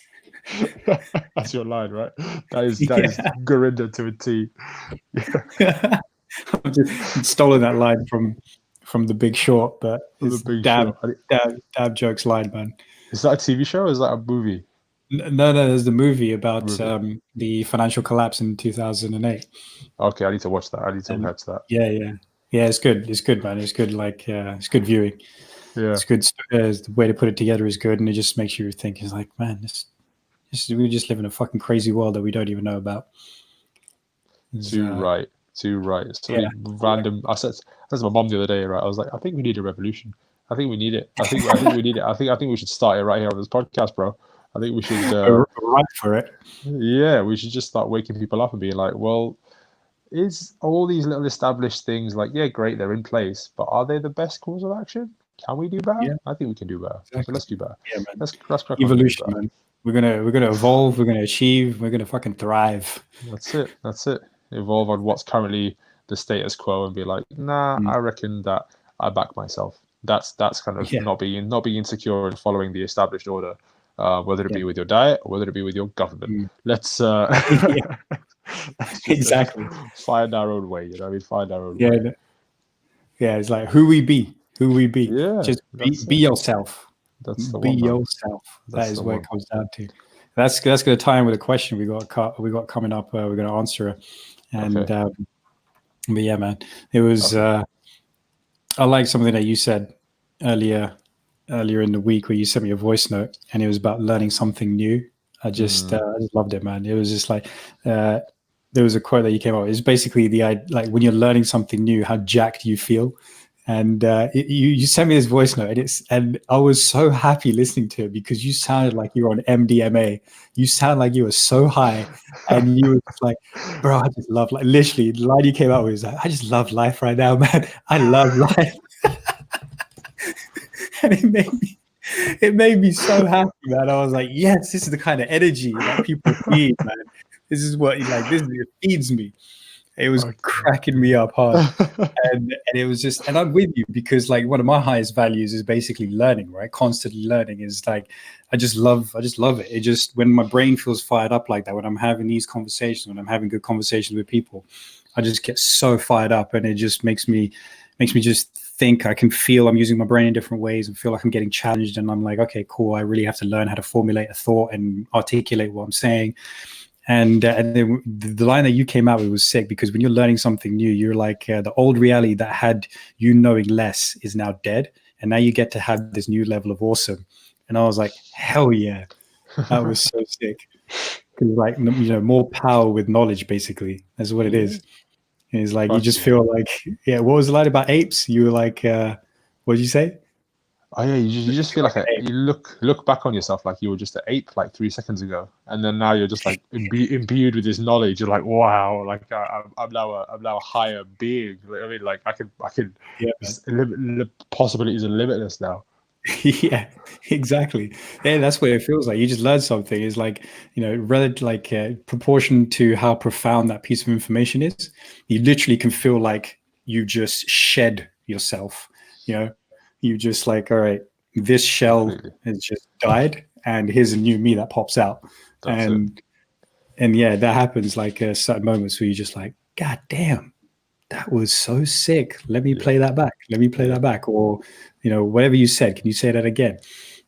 And yeah, man, it's just, it's good because this was happening. Yeah, it's what's happening. It's like, it's like on a micro scale, it's that rebirth, like death and rebirth, because you just learned something new, which has changed how you operate on that, even like the smallest level. Yeah. And yeah, that was sick, man. I love that. So it's every breath, man. It's every breath. Like, kind of, I think you can get to that stage where you can fully be in the moment. I think when you're in that moment, you can take in so many things around you that they just constantly wow you, like constantly kind of give you that feeling. And when I say that voice note to you, I can remember it briefly, but I think like it just lives in the moment, and you gotta be there to be like, I gotta express myself. Who can I express myself to? I'm brilliant. Let me just message this guy and just tell him, like, because I remember what I was doing. I was watching some. I was studying shallows, the course that I'm on, and it was like you hear a concept, and this is one thing that I'm realizing with his way of teaching, is that I hear a concept, and then he uses the word like superimpose, and like he's like, okay, you can superimpose one thing onto a framework down here, and it kind of fits, and you can see where it works in. And I was like, okay, right, well, the framework that he kind of gives you, I can like superimpose it into a different way of life, and be like, oh, it fits that way too. Like this now, it's a different way of me seeing things. And once you kind of unlock that, it's like a different part of your brain. Like, you know, like people when we was little, we would always hear like, oh, you only use 4% of your brain, and you feel like, oh well, I feel like I'm using 5 now. I feel like I'm using 6. I feel like I'm using 7. Oh shit! Like, and it just starts opening doors. You know what I mean? Like, you can't use more unless you kind of establish where you are right now, gain awareness, and all the things that we talk about. I think are the prerequisites to ever learning and feeling more, and then trusting your intuition and rolling all of these things back into it. And I think this is interesting because we wanted to kind of go back through the podcast and look at common themes, and these common themes pick up constantly. And I think this is the foundational work that I think people need to fully divulge into first, and then on the back of that, there's so much growth that can actually happen. And it's almost like you're playing a video game, and you get to the next stage, and you kind of get to the next save point, and you're like, oh shit, this is sick. Like,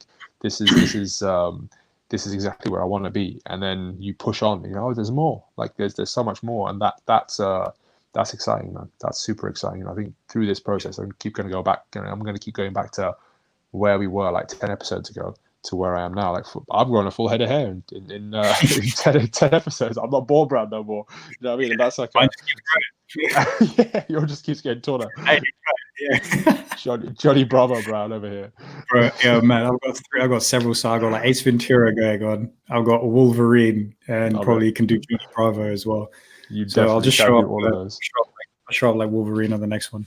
Yes, please. Yeah, man.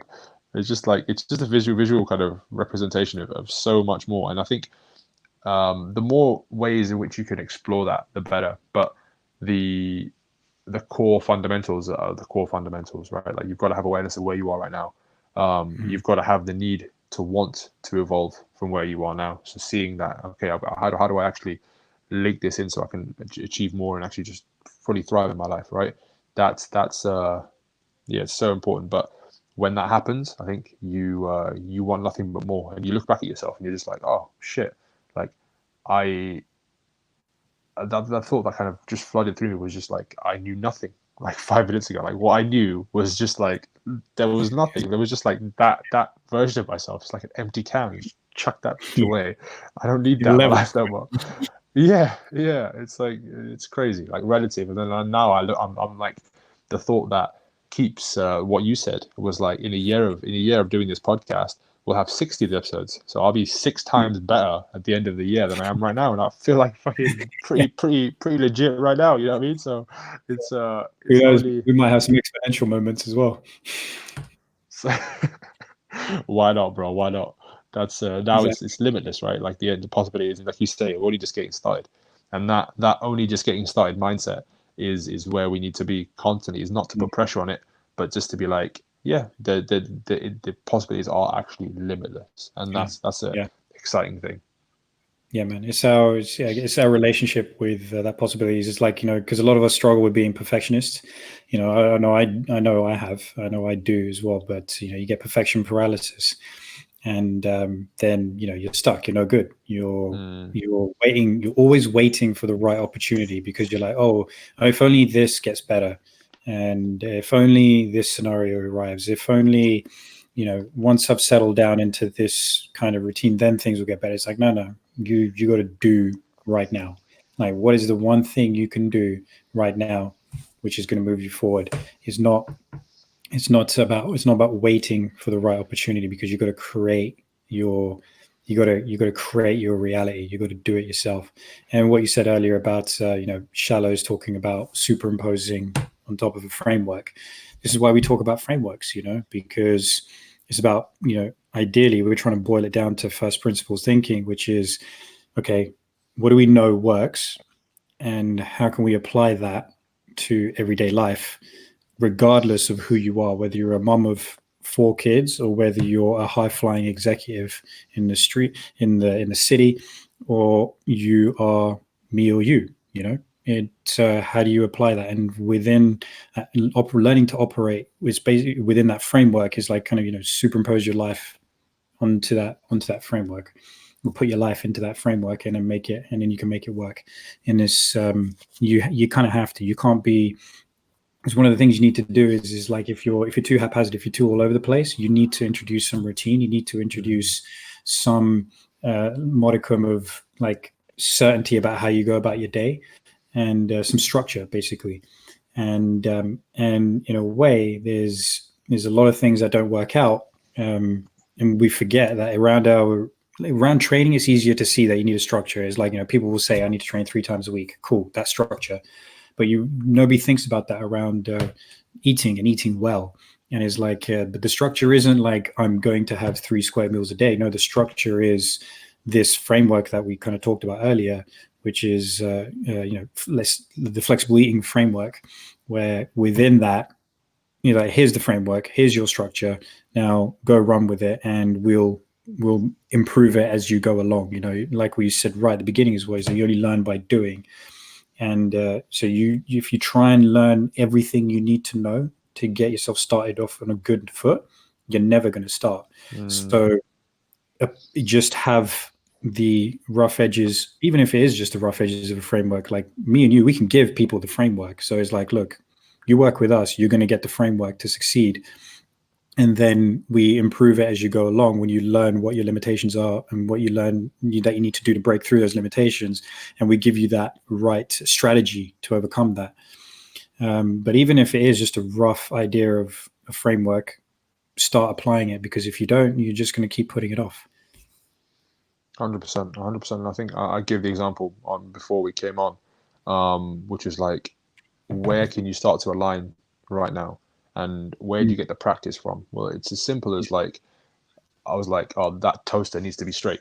Like that's me. That's me being like, no. Like if life is mine and I want to control it. The faculties of like things like diet, exercise, breathing and sleeping and all these other things, they're almost like the big muscles in the body. It's like, if I want to control the small things first, I've got to control the underlying like reactive muscles of the spine, the hips, of the core, of all these things. That's the tiny things. That's the tiny things that 1,000,000% add up to make a very big thing. So let's not ignore the nuances, because like, if you don't like sweat the details, then like you're missing big nuance. Like Shallows give this example in the course. I absolutely loved it. So I'm going to do it for these guys over here, right? So if I have my hand here, like, when he did it, what does your mind go to when I do this? Like, what does your mind go to? Does it go to anything? Oh, so what you're doing is, for anybody, Yeah, like, is like, if I start doing this, what does your mind go to? so if you got your hand out and you're taking your finger towards your hand. Yeah. Yeah, so I feel like, okay, so if you're doing that and you keep going down that trajectory, you're going to touch your hand. Right. Yeah. But my mind went to Jurassic Park, when like you got Dr. Ian Malcolm, Yeah, doing yeah. that water droplet test. He's talking about like, Bro, that's exactly what I thought about. That there was you the go. first I knew you put it. your I hand knew like it. It's like, you. Yeah, it's got through the screen. Yeah. When he did it, I was like, that's if your mind doesn't go there, then we're not aligned. Yeah. See, I was being like technical, explaining what's happening in front of me. Is like, if you keep doing that, you're going to touch your hand. But then, yeah, the image that I had was of freaking Jeff Goldblum and Laura Dern in that scene in the car where he's explaining the chaos theory. Yeah. You just don't know. That's shit, man. People need to go back to Jurassic Park. We need to tag that in the podcast show notes. Be like, watch Jurassic Park. Right. Anyway, so Jordan's theory was that, like, well, not theory, but the practical demonstration was, I've got these hairs on my hands, right? And if I can hover my finger a millimeter above this hair and not touch it, and I can't feel anything.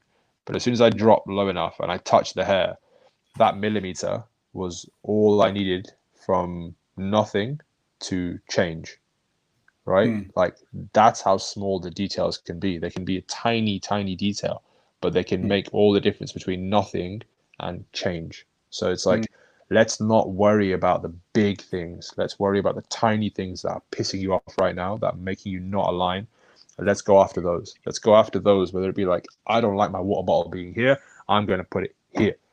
And then I don't like this shirt, I'm going to change it. Like little tiny things like that. Let's then like it can go, it can extrapolate out into like, okay, when I sleep, I don't feel good having these curtains wide open, so I'm going to close them. I'm going to try. I'm going to see. And, you know, like that. With that comes confidence, and with confidence comes more conviction. With more conviction comes trust of intuition, and from there, you've gathered that head of steam.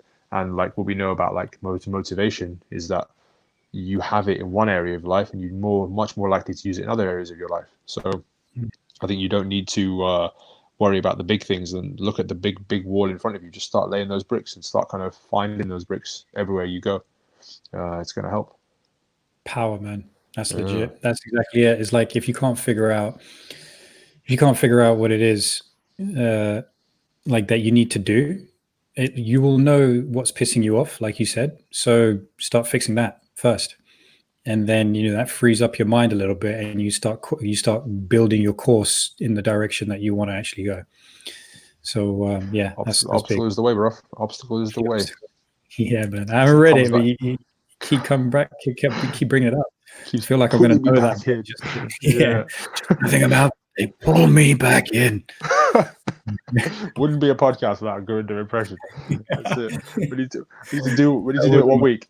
Until I guess the impression, we can't move on. That's how we should do the podcast. Just be like, those episodes of like Friends or Simpsons where they're the musical episodes where they just sing the whole dialogue. That's going to be our version of the podcast. Go just doing an impression of like Donkey from Shrek, and I have to get it before we can move on. That's a nice boulder.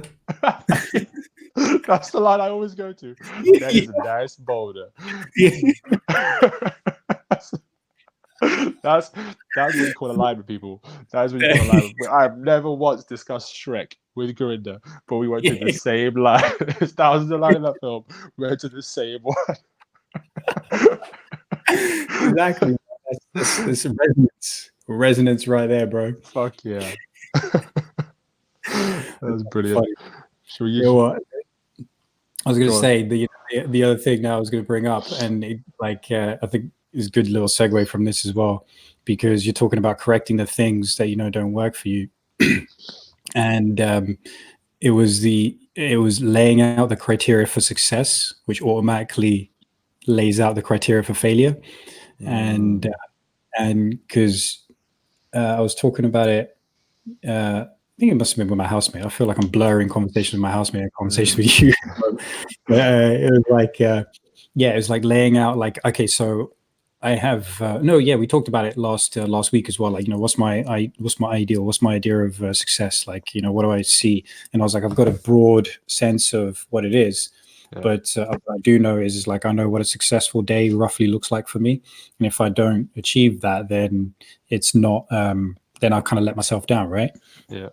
And what was interesting about it was, so I've laid out my criteria for what a good day looks like. So okay, I'm going to wake up, I'm going to have a cold shower. Like, I'm going to wake up and I'm going to start doing that thing that you said last week, which was just get up. First bell on that alarm goes off, and just get up, just shoot out of bed, get off the covers, and get out, because it's too easy to hit the snooze button and just kind of get too comfortable. And I know because my phone is my alarm as well. So the big problem for me is that I'll just start looking at my phone and I'll get sucked into that world for at least 20 minutes or something. And I'm like, oh shit, that's not a good way to get started. Whereas this morning, I just shot up out of bed, and I felt freer in my mind because I hadn't looked at my phone. I hadn't gone into it. And it just felt great. So I was like, respect. I was like, thank you, man. That was a nice little powerful little habit you put on me, and I've got to try and make that happen more often now. And I think part of executing that is going to be actually getting an alarm clock, which isn't my fucking phone, because that's just it's going to pull me back in every time. It's like, pull me back in. It's into that phone world. But yeah, so it's like okay, that's going to be a part of it, having a cold shower, doing my movement routine, rehab routine, and then working on like the two things or the few things that I need to work on, which are going to mean that I finish the day better off than when I started. It's going to be related to what I'm doing for my clients, my programming. It's going to be related to the podcast, and then so it's okay, cool. And so because I know, and then winding down as well, and like what does that look like as well? It's not just all about go go go. It's about how do I train? How do I get my recovery back in? How do I make time for myself in that kind of restorative way? Restorative way. That's how you say that word. You got it. You got that, bro. Yeah, I got there in the end, man. I'm trying to make a deep point. I can't even say the freaking words I'm trying to say. And so it's like so I know what those days look like. So now that I have those kind of days defined, I now know what a bad day for me is. I know what a so-called failure of a day is for me, is when I'm not doing those things. And I had the experience of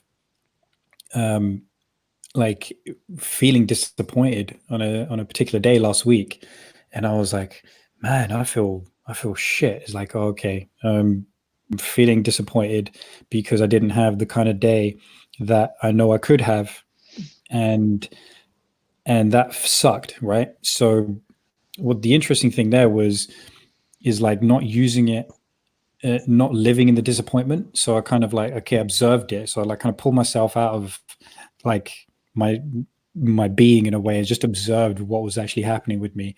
And I was like, I feel crap. I feel disappointed in myself because I didn't live up to everything that I wanted to do. That's not a good feeling. And so I observed it, and I treated it as if like I appreciate it, because it's because what it means is that I'm holding myself up to a higher standard, so that I can fulfill my potential. And instead of it bringing me down, I used it to have a better day the next day again, right? It's like I used it to elevate myself a little bit. And so that was really interesting, because what tends to happen for people is like, if you're not living by your value, you're going to beat yourself up for it. And it's you're going to feel disappointed in yourself, and it's not a good feeling. But you kind of need to learn to detach a little bit from that and use it as information rather than live in it. Because what it means is that, again, in the words of Jocko Willink, good. And it's like, it's not his word. Good is not his word, but it's what the intention is behind that, right? It's like, what does it mean? It's like, yeah, him saying it. Him saying good is his exactly. word. Yeah, exactly. So it's like, it's good because you've learned something about yourself there. You've learned that feeling is conducive to you understanding you not lived up to the kind of day you want to have. And so, course correct and get yourself back living to the day that you do want to have. And what was also interesting about it was is like, before I'd laid that out, before I knew what a good day is for me, so it was just like, there is no criteria for what a good day is, and therefore there's no criteria for a day where I fail, right? So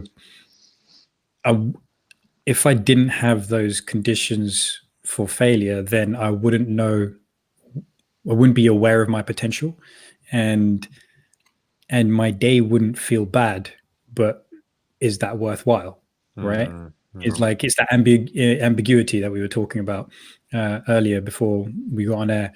Is like, it feels ambiguous, and it's like, you're in a vague haze, so you don't register that as a bad day, you don't necessarily register that as a good day either. And what's interesting about it is, it probably then means, because you've laid out, criteria for success, what therefore your criteria for failure is, that probably means that you're going to be more aware of having more bad days on your journey to wherever it is, whatever your goal is, or whatever it is that you intend to achieve. And or just having a worthwhile day, you'll probably recognize that you have more bad days, because you've laid out this criteria.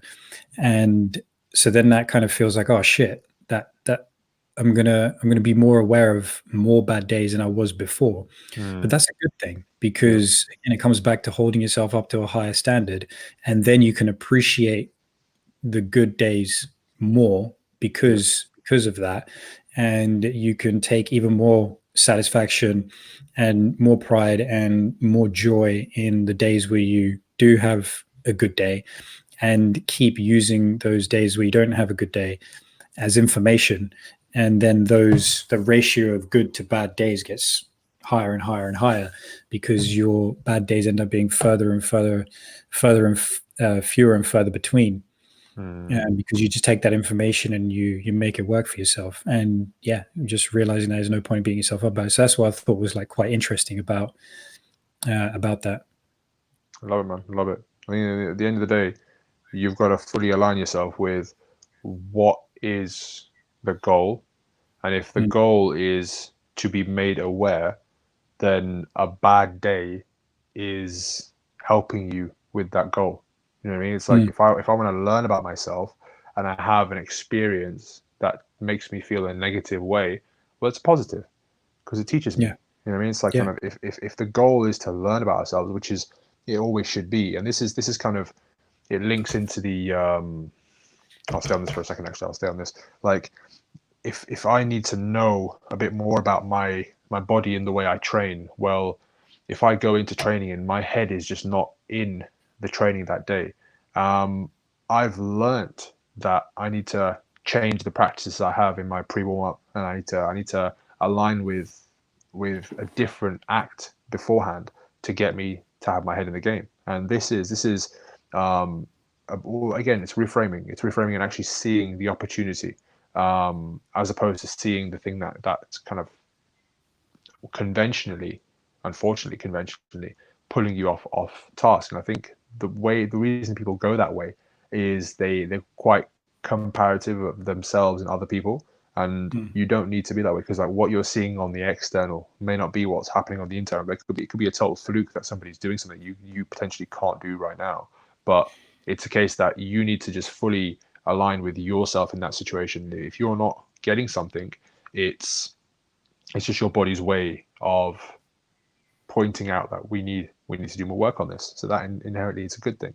And you can be conditioned in the mind, but when it comes to acting out the task, if you're not conditioned in the body and you fall over or if you stumble, well then that's also a good thing. I can't tell you how much when I first started striking, I was a lumbering mess. Like I had no coordination. There would be like single strikes, and single strikes are a complete like telltale sign that I have to I'm fully falling through on a shot, and then I'm left in a way that can't actually have me recover and guard myself, or move my feet to move out of there, or actually throw another shot, or string a combination together, or fake a thing. Like all the options are now gone. But that didn't kind of discourage me. You kind of got to take the licking while you're there, and kind of take the hits that come back at you and go, okay, shit, I'm getting hit. This is a lesson. This is a visual representation, a physical Mm. representation of me not being aligned with the first attempt, and then now I have to course correct. You know what I mean? That's the lesson you're getting back there, and I think it's such a valuable lesson to be made aware of, and then applying it to everything, applying it to as many things as possible. Mm. Just makes you more efficient, and makes you kind of go through life knowing what doesn't work and being more aligned with what does work. And like you said, the reps that were kind of crappy reps, they're the ones that you build your foundation on, right? They're the ones that you kind of you bring them all together, and all of a sudden now you're pretty perfect at some things. And it's a case that you almost have to go looking for the things that you aren't good at, and seek out the growth. Yeah, man. Exactly. Mm. And every time something is new, it's going to be hard. Mm. And but that's where the learning's done. That's where the growth happens. For That's sure, man. where, For sure. that's where you expand your horizons, as you talked about earlier. Love it, man. It's Love worth it. it. You just don't For know if something's sure. going to work if you don't try. Yeah, 100%, man. 100%. And yeah, just I think it's where did I read this quote? I read this. Do you know who Les Brown is?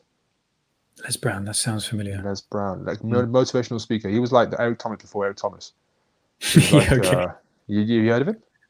No, I don't think so. Bro, on another level, Oh, man, on it's going to another be level. I'll send you a video after this, which is like, yeah, you will straight up, you'll want to record another podcast, guaranteed. straight away. straight away. He just kind of just fills your tank, and you're just like, you know, that scream monster in Monsters Inc. Just like, ding, ding, ding, ding. You're just like ready for the juice, man. That's Les Brown. Les Brown does that for me. When it comes to just like pure like vibrance. Like Eric Thomas gets me sometimes, but he's a good monster. But this guy is like proper Mike O'Sullivan, just like coming in hard with his scares.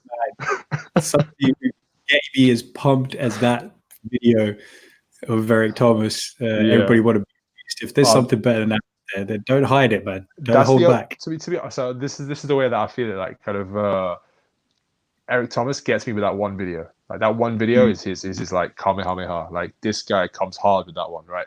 But so for some reason, Les Brown, every time he talks, he gets me. Every time he talks, and I'll send you after this. I just started listening to it a couple of days ago. I don't know why it came back into my thoughts. I used to listen to him years ago. What was his quote? I'm trying to remind myself. Anyway, I'll remember. And next week podcast, I'll definitely drop it. Respect, man. All right, we have some questions. Let's bust them out. We've got some good questions today. Yeah, exactly. So, coming in from my client Raminda, I really appreciate the questions coming in. She listened to the last podcast, really resonated with it. She said, like, I feel like I know you, Umar. He's like, never met you before. Like, that's a great feeling. Exactly, that's awesome. And she was listening to it, and then a couple of things that came up for her was one of them was, what advice would you give to people who wanted to define their own success or path in life but feel pressure from perceived society or cultural ideals? And then there was a second question, which was, what strategies do you suggest for overcoming mental blocks, whether that's fitness related or even other things in life in general? That feeling of wanting to do something but can't bring yourself around to doing it. And I was like, two great questions. I reckon I'm going to start with the second one first, and we'll go from there. So what strategies do you suggest for overcoming mental blocks? And, that feeling of wanting to do something, but you can't bring yourself to doing it. So if it's, so from my answer is going to be, it's going to be grounded in like, attaching meaning to the task that you're trying to do. So first of all is like that thing that you want to do, that you have a mental block with, and you feel like you need to do it. First of all, is it relevant to your life? Is it relevant to what you need to achieve in life? So let's look at it in the context of a fitness goal. If you're looking at it and you want to get fitter, you want to reach your own physical ideal, you want to get healthier, you want to lose weight, you want to put on some muscle mass. And then there's this activity, say like, an exercise that will be good for you. Like, say if you want to go running, you're trying to do it, but you just can't get around to doing it because there's a block. There's something that's stopping you from doing the activity. So you want to look at it as like, is it relevant to the goal that I'm trying to achieve? And if the answer is yes, and if then the question is it necessary? And if the answer to that again is yes, then to get around to actually doing it, you're going to need to start attaching some meaning to the task. So looking at the outcome it provides you rather than rather than looking at how difficult it is to start and do it in the first place. So because what it suggests is, if there's a mental block, what it suggests is there's a relationship there with that task, which is negative, i.e., there is no appreciation attached to the need to doing this task. And there's going to be tasks that we do which we don't like doing, but even in that scenario, if the answer is that it is relevant to your goal or is relevant to what you need to do and it is necessary for you to do it, then even if you don't like doing the thing, you're going to have to attach meaning to the outcome of what doing that task provides. And then who knows, you might actually start to enjoy it because you flipped your mind around it, right? So you want to change your relationship to that task. in that regard. So it could be something as simple as say running is your block. You want to go running because first of all you want to make use of you want to get fitter. You feel like running is relevant to that goal, and you feel it is necessary because you don't have other options available to you, and to express that way of getting fit. But you just can't do it. You got a mental block around it. Then it's like so you've answered a question of it is relevant and it is necessary, and then you want to change your relationship to that task of running, and write down basically one good thing to do is to brainstorm like 10 different things. Let's start off with a list of 10 things which is going to be great about running, and then take it from there. So some ideas could be okay, related to the outcome of running. I'm going to run because it feels great to do something positive for myself where I'm working on my fitness. It feels great after I've done it because I feel more. I feel fitter after I've done it. I feel like I've worked towards something which is good for me by doing this activity. And then, maybe the actual task itself, like what can you gain from that? What's your how can you change your relationship to the actual task itself? It's like, okay, by me going running, I can switch off from the rest of the world and just focus on me. I can listen to a podcast, which I don't otherwise have time for, to while I'm on this journey. I can listen to music that makes me feel good while I'm running, and that can help me get through the run. And yeah, so you're attaching all these different kinds of meanings to what the task is in hand, and that will help you get over the hurdle of starting the task, and then also get you appreciating the outcome that it provides you, and then making it easier to jump over the hurdle. You're basically taking the hurdle from something that's like something you can't surmount to something that you're lowering and lowering and lowering down by attaching all these positive meanings to the task that you have at hand. And I think that's the best way to go about it. We all have things that we don't. We all have things that we have a block around, and then those blocks can also be things that we don't necessarily enjoy. But we can turn those into things that we do enjoy by changing our relationship to them through the attachment of meaning to these particular tasks. And if it helps, I can give you the personal example. I'm not somebody who runs. I've tried running several times in the past, and I just never got into it, never did it. And I probably had run like in the count of one hand in the last 10 years. That's how many times I would have run. But then in the turn of this year, align myself with what my goals were is like I want to have a good all-round sense of fitness. Like if I was required to run, I could do it. And it all ties into that word for me, strong. Like for me, strong is like I want to be brutally strong in 2 to 3 years time, and I want to be working on that strength. But I also don't want to miss the other base of having good cardiovascular health. And because of the work that I do, I know how important it is for longevity. I know how important it is for mental state, emotional mood regulation, all those different kinds of things. And then so I was able to attach meaning to the task and be like, this is going to help me be where I want to be.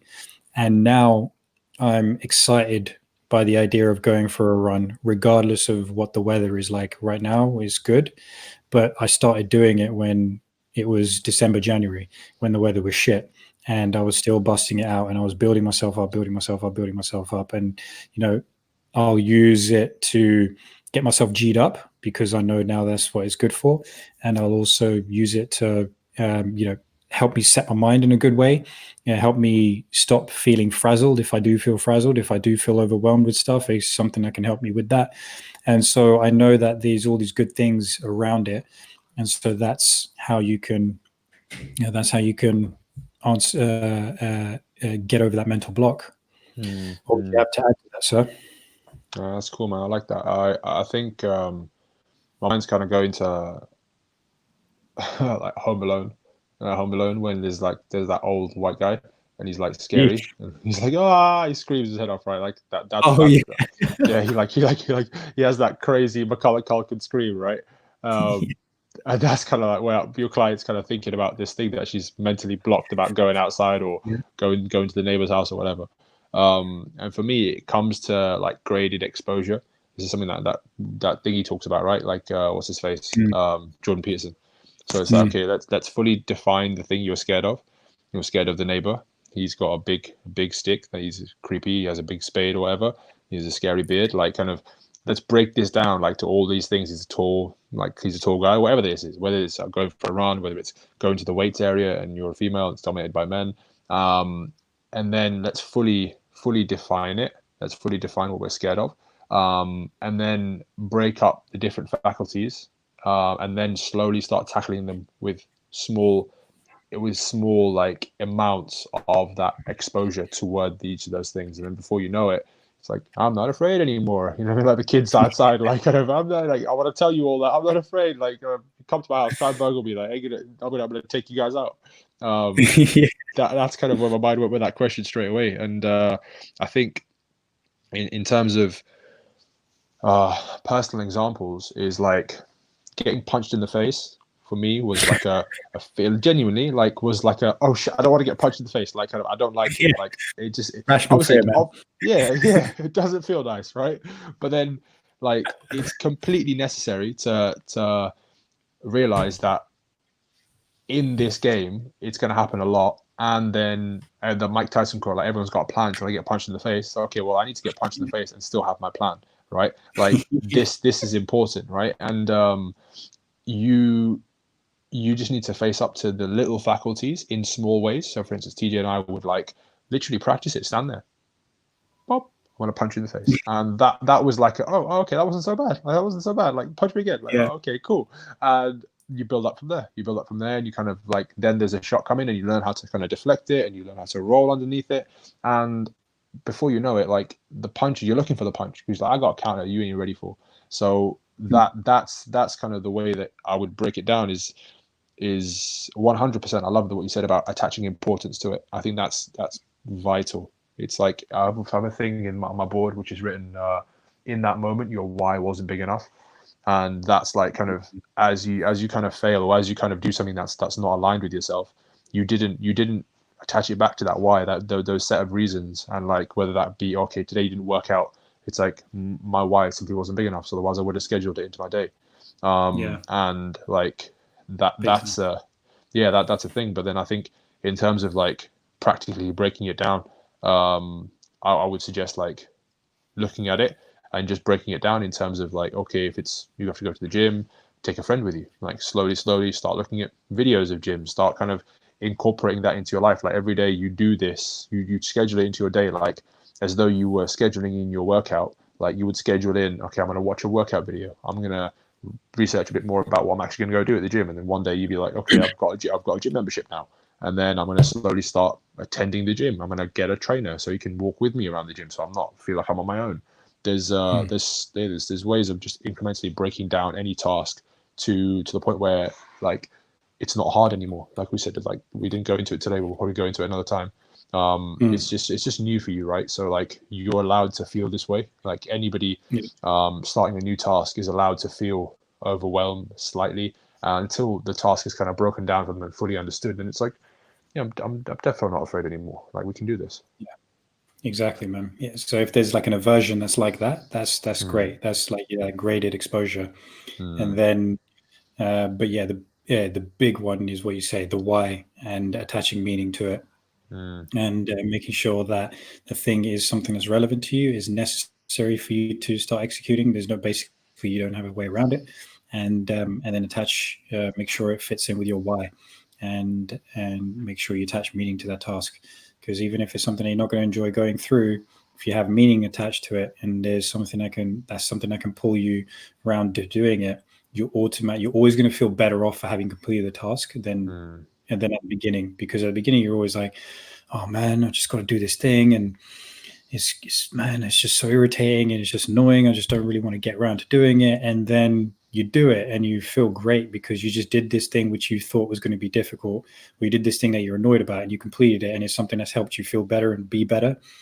Then there's a lot of there's a lot of celebration there as well. So you have to think about the outcome that it provides to help you get through it.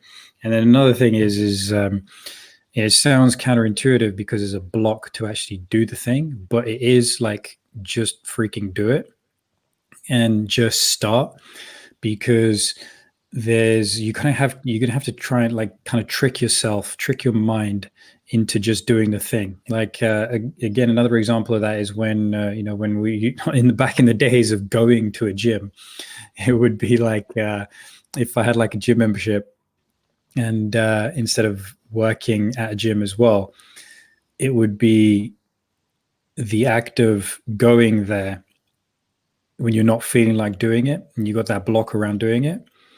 I would tune out that I'm going to the gym and just start walking. And if I had to take the car, I would just get in the car and then I'll just start driving in that direction. And then it's like, okay, well, I'm getting closer to the gym. I might as well freaking go now. It's like that kind of attitude to it as well, which is just get started in some way. And I think, to stop us from overthinking it, because the beauty of just starting a task means that we can get caught up in it and start executing it without realizing that we're getting into it. It's like, you just start getting like 15-20 minutes in, you're just in a bit of a flow state with it, and you're like, okay, well, I'm here now, I might as well continue. That kind of attitude as well. So that can help. And then you start to realize, actually, there's benefits to doing this, as long as you don't do it like mindlessly and you're always trying to drum your brain out of it because there's a mental block attached to it. Is if you do it consciously and kind of evaluate at the end of the day, is like that you actually did this and you executed it and it's important and it's good that you did that, then it's going to make it more likely that you'll do the hard thing again the next day, and it will reduce that block around it. Again, it's just practice. Yeah, agree. Was that one more question from her? Yeah, man, that's right. And then the second question, the other one was, what advice would you give to people who wanted to define their own success or path in life, but feel pressure from perceived society or cultural ideas? Because that came down to us talking about what is your version of success. Right. And that was the topic. And I mean, I can speak from personal experience because I'm somebody who, used to work in the corporate environment and decided that, this isn't working out for me. And then made the jump into fitness. And I mean, what I did is like, not all of, I wouldn't recommend all of what I did, because I kind of threw a Hail Mary without there being a wide receiver to take the catch. And it kind of worked, and I just forced it to work out, It's, for me, what I started realizing was that this wasn't the way of living that I wanted. And it was just a feeling. It was like, there's this anxious feeling that I'm getting. And what is it? When I started investigating it, I realized that it was to do with the way it was to do with the work that I was doing. It's to do with the way that I was living my life, essentially. The thing I'm going to do the most is try and earn a living. And if I'm not enjoying doing that, if there's this level of anxiety that I can't mitigate for, then it's not worth it to me. And so I started noticing that. So the first thing is like, if you notice already that you want to define your own success and your own path, and but there is a pressure. So basically what you've already done is kind of notice that something isn't right. And then the next stage there is like, okay, what is it? What is that path that I want to go on? So the process was, okay, let me figure this out. And when I was going through that process, I was eliminating a load of different things. I started paying a hell of a lot more attention in my life to the things that I spend the most time doing, the things I invest most of my time in. So I did away with, so here's things I don't want to do. So I know that what I'm doing right now, I don't want to do. And I was working in tax, and it was like, is it me working in tax that I don't want to do, or is it me having an office job that I don't want to do? I realized it was the bigger question. It was like, me having an office job is what I don't want to do. So, okay, great. So I've minimized my options there, because into some other fields, because it's like, if I don't want an office job, that rules out a lot of jobs. And so I can throw that aside. Then it came down to understanding where I spent most of my time, what I spent most of my time doing. And I invested a lot of time in learning about health, learning about, because I was feeling this anxiousness, I started learning about the mind, learning about how that works, how I can control it, how I can manipulate it, and how it functions. So I started learning about that, and I started learning.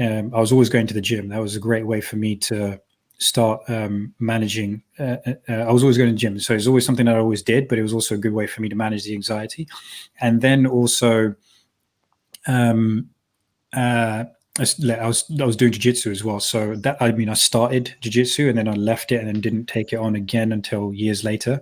But that was super helpful. Because I was learning a new skill and I was doing something physical, and it's helped me get out my mind and get into my body, and that was helping me again manage the circumstances I was in, and it was all basically pointing to physical health and well-being when I put the pieces together. So the process was, you already understand that you are where you don't want to be. Ask yourself the question, how does that relate to, is it just the thing that you're doing right now, or is it relating to the field that you're in? If it's the field, then like, okay, I can get rid of that. So it's like, if it's just a job, then I can change jobs. But if it's the nature of the job, if it's office work, and it's like, okay, I can do away with that. Then it was figuring out all the ways that my life was pointing into the things I was spending my most time doing and investing most of my time in. And so you want to figure that out. And then you got to ask yourself the question, is it worthwhile for me to do this? Is it best for it to stay a hobby, this thing that I'm doing, or is it actually good for me to turn it into a living, or is it good for me to turn it into the path that I want to go down and spend most of my time on? And then if you feel like the answer to that is yes, if you feel like basically the thing that you're doing, even if you failed, even if you knew you were going to fail at it, but it was still worthwhile you doing it, then that's a good answer that you should do that thing, continue to do that thing. And then you got to, in terms of addressing the pressure that you feel from society and the cultural ideals, is like, they exist for a reason. And what we can do is we can learn things from them, but we don't have to let them define us. So what I mean by that is, like, society is built up the way that it is because on some level, it works well this way, right? There's and cultural ideals exist. They come about over thousands of years, over hundreds of years and thousands of years, because that is a way of living that generally works. There's things that don't work about it all the time, but basically speaking, they exist because it's a way of living that actually works. And so what we can do is we can learn what works from that, and but then also do away with things that we don't resonate with, and you can create your own path. And because they're ultimately, they're there can be a bit of an overlap as well. I mean, like, we can save that for another conversation, but that's just like, what you want and what you should be. I feel like, there will be some overlap in the abstract, where what you want could be like, I want to be able to achieve this, this, and this, and that will mean that I'm having a good life. And then in the abstract, like, okay, so it could be like, I want to be highly skilled at this one thing. I want to make good money doing it, and I want to have a family at the end of it. And that's what you want. And in that also does relate to what constitutes a good life in the cultural ideals and the societal ideals as well. Because if you're highly skilled and you're making good money from it, and you've got a family, I mean, that essentially makes for a good, stable, positive society. So you can have what you want, and you don't have to worry about matching what society and culture is telling you to, because there could be an overlap. And if there isn't, then the people who did best for themselves are the ones who did it their own way. And anyway, so you want to kind of just be okay with the idea that anything worth doing for yourself is probably going to make other people feel and look at you in a way which is like you're doing something which is out of the ordinary and it's risky, and there's a lot of judgment that can come with that, but you have to just put yourself in the frame of mind like that's always going to happen regardless of what you do. There's always going to be somebody who might judge you. There's always going to be a society which is going to like pressure you. There's always going to be a cultural ideal that other people think you should live up to, but you have to go about doing things your own way. Otherwise, you're just never going to be fulfilled, and you're never going to have meaning in your life. So, from I hope that kind of makes sense as well, because I didn't want to go into that for too long, because I feel like that's another separate conversation in terms of matching what you want with what happens with what society thinks you should do. But essentially, from personal experience and what I've learned is a good framework is recognizing that feeling that you have that something is not right is a good place to be. Start to investigate what that means by seeing like all the, like what it is that you don't want to do, because that can be an easier place to start. And then when you start to pay attention, then after that start to pay attention to where you end up spending most of your time and the things that bring you most joy and the things where you find yourself most in the flow state with, where you're really engaged with what you're doing, and then try and make that the thing. And then so you kind of narrow it down into that's the thing that you want to be able to do, and that's what you feel like leads you down a successful, more meaningful path for you. And then kind of take society and the ideals for what they are and just learn from them, but also don't put too much weight on them, because there's always going to be society and there's always going to be culture that's going to be judging you, and you have to, regardless of what you do. So you just have to live out your truth, basically. I love that. That's a great shout, man. Living out your truth. I think looking at the society that's judging you, whether that be or not judging you, but like kind of putting their values in front, and then seeing whether they qualify in your eyes. Like, do they qualify as having had a great life? Do they qualify in terms of having had a happy, meaningful, world-changing life? Like, are they the epitome of success in your eyes? And if they are, then it's almost like the internal vision that you had should possibly change. But if the external doesn't line up and doesn't qualify in your eyes, then you've almost got to exclude certain, like, you can't please everybody, right? That's it's just impossible, right? Like, but then if you exclude the majority of the, so I'm going to use an example of like traditional Asian kind of families, right, or traditional Asian kind of culture. If I try and please my aunties and my uncles and my granddads and my judge and all this kind of stuff, it doesn't work, right? I've got to exclude a lot of these people in many instances, because really my day-to-day doesn't register on their life, right? So why am I sitting there worried about them? Obviously, when I meet them, I'm going to be cordial, I'm going to be nice, I'm going to give them like my best, but 98% of my life is going to be spent completely void of these people. So in a way, they don't really matter. But so you can exclude them. The people you have to kind of almost include are like your immediate family, so like your parents or your sisters and brothers and your spouse and kids and stuff. And there as well, I think a conversation goes a long way. And if something's pressuring you, they'll understand. And if they don't understand, then they need to be made to understand. And this is the responsibility you need to take on yourself, is to, if something is bugging you to the stage that it's giving you that mental block, or it's making you feel you have to go one way but you're being tugged back the other way, having that conversation with the people you feel obliged to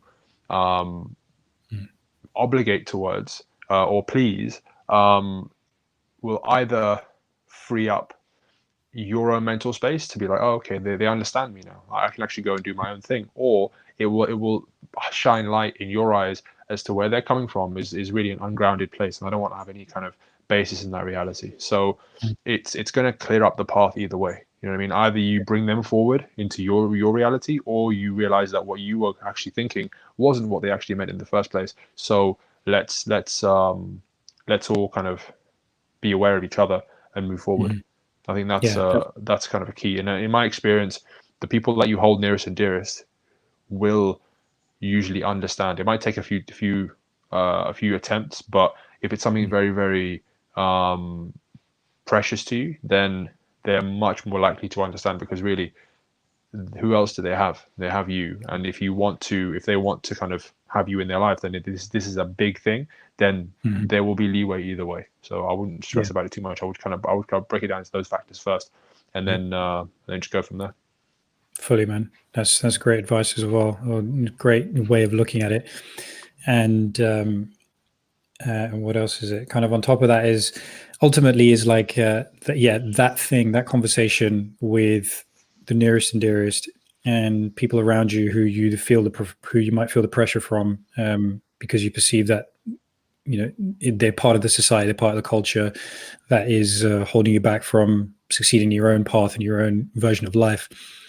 Always know that I feel like it is immeasurably not just better, it's just the benefit of you doing things the way you want to do things are infinitely and immeasurably more powerful, better than doing them any other way, because it's going to affect everyone around you in a more positive way as well. So in the short term, it might be challenging. In the short term, you might lose some close connections as a result of it. But in the long term, what you gain is living life exactly how you envisioned it. And that is way more powerful for you and for the people around you and for society itself than if you don't live that. So it's kind of holding yourself to your ideal, because it's not just that it's good for you, but it's better for the people around you. Even if they don't understand the choice, even if they don't, even if it doesn't match up to what they believe, even if you lose some people around you that you thought were important to you in the beginning. But if it means that, you get the chance to live how you want to live, I would say you got to go for it, man. You got to go for it. And it's important.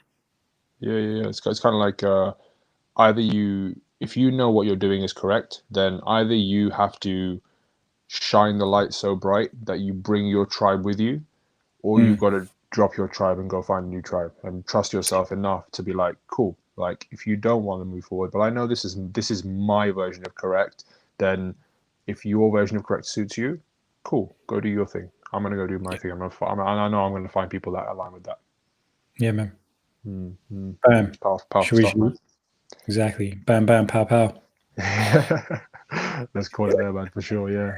Yeah, exactly. So Raminder, thank you very much. Yeah, Raminder, thank you very much for that question. That was sick. Thank you. And let's not forget that special announcement. For those of you who are sticking around, we've got our first guest coming up on the show next week. Love it. Name, it's going to provide some powerful feminine energy to balance out us two dickheads. And it's going to be Jude Hersheimer. She is a Pilates instructor, personal trainer, but she's very knowledgeable, awesome person who I've met through courses. And we get along a lot in terms of how we see things. She provides a very different worldview because she comes from a background of starting out in music and being a musician, and actually touring while being a musician while she was like at school level, and then went on to basically became a high level musician, and then also worked in the music industry, and then had a bit of a realization, a bit of awakening, and changed her focus into health and wellness and fitness. And became Pilates personal trainer and Pilates instructor, and she's got a heavy interest in like neuroscience, and she's had some really interesting life experiences as well, which we'll end up talking about on the podcast, which I think there's some really cool stuff to learn from. It'd be awesome to have her on the show as well. We've got some questions to ask her. We're going to get her life experience and understand it, unpick it, and get some powerful knowledge out of her, and stuff that will inspire men and women alike everywhere. So it's going to be a great conversation. I love it. Looking forward to it, man. Inspire all the humans. Yeah, exactly. Inspire all the humans. Inspire all the humans. Humans, rise up. We're going that way, man. We're going that way. I've got plans. I'm going to tell you off air my plans to spark the revolution. Wait. Tune in next week. Right, find out more about it. I'm shutting this down right now. I can't wait to hear this. Thank you very much. Thanks, Hughes. Bye-bye.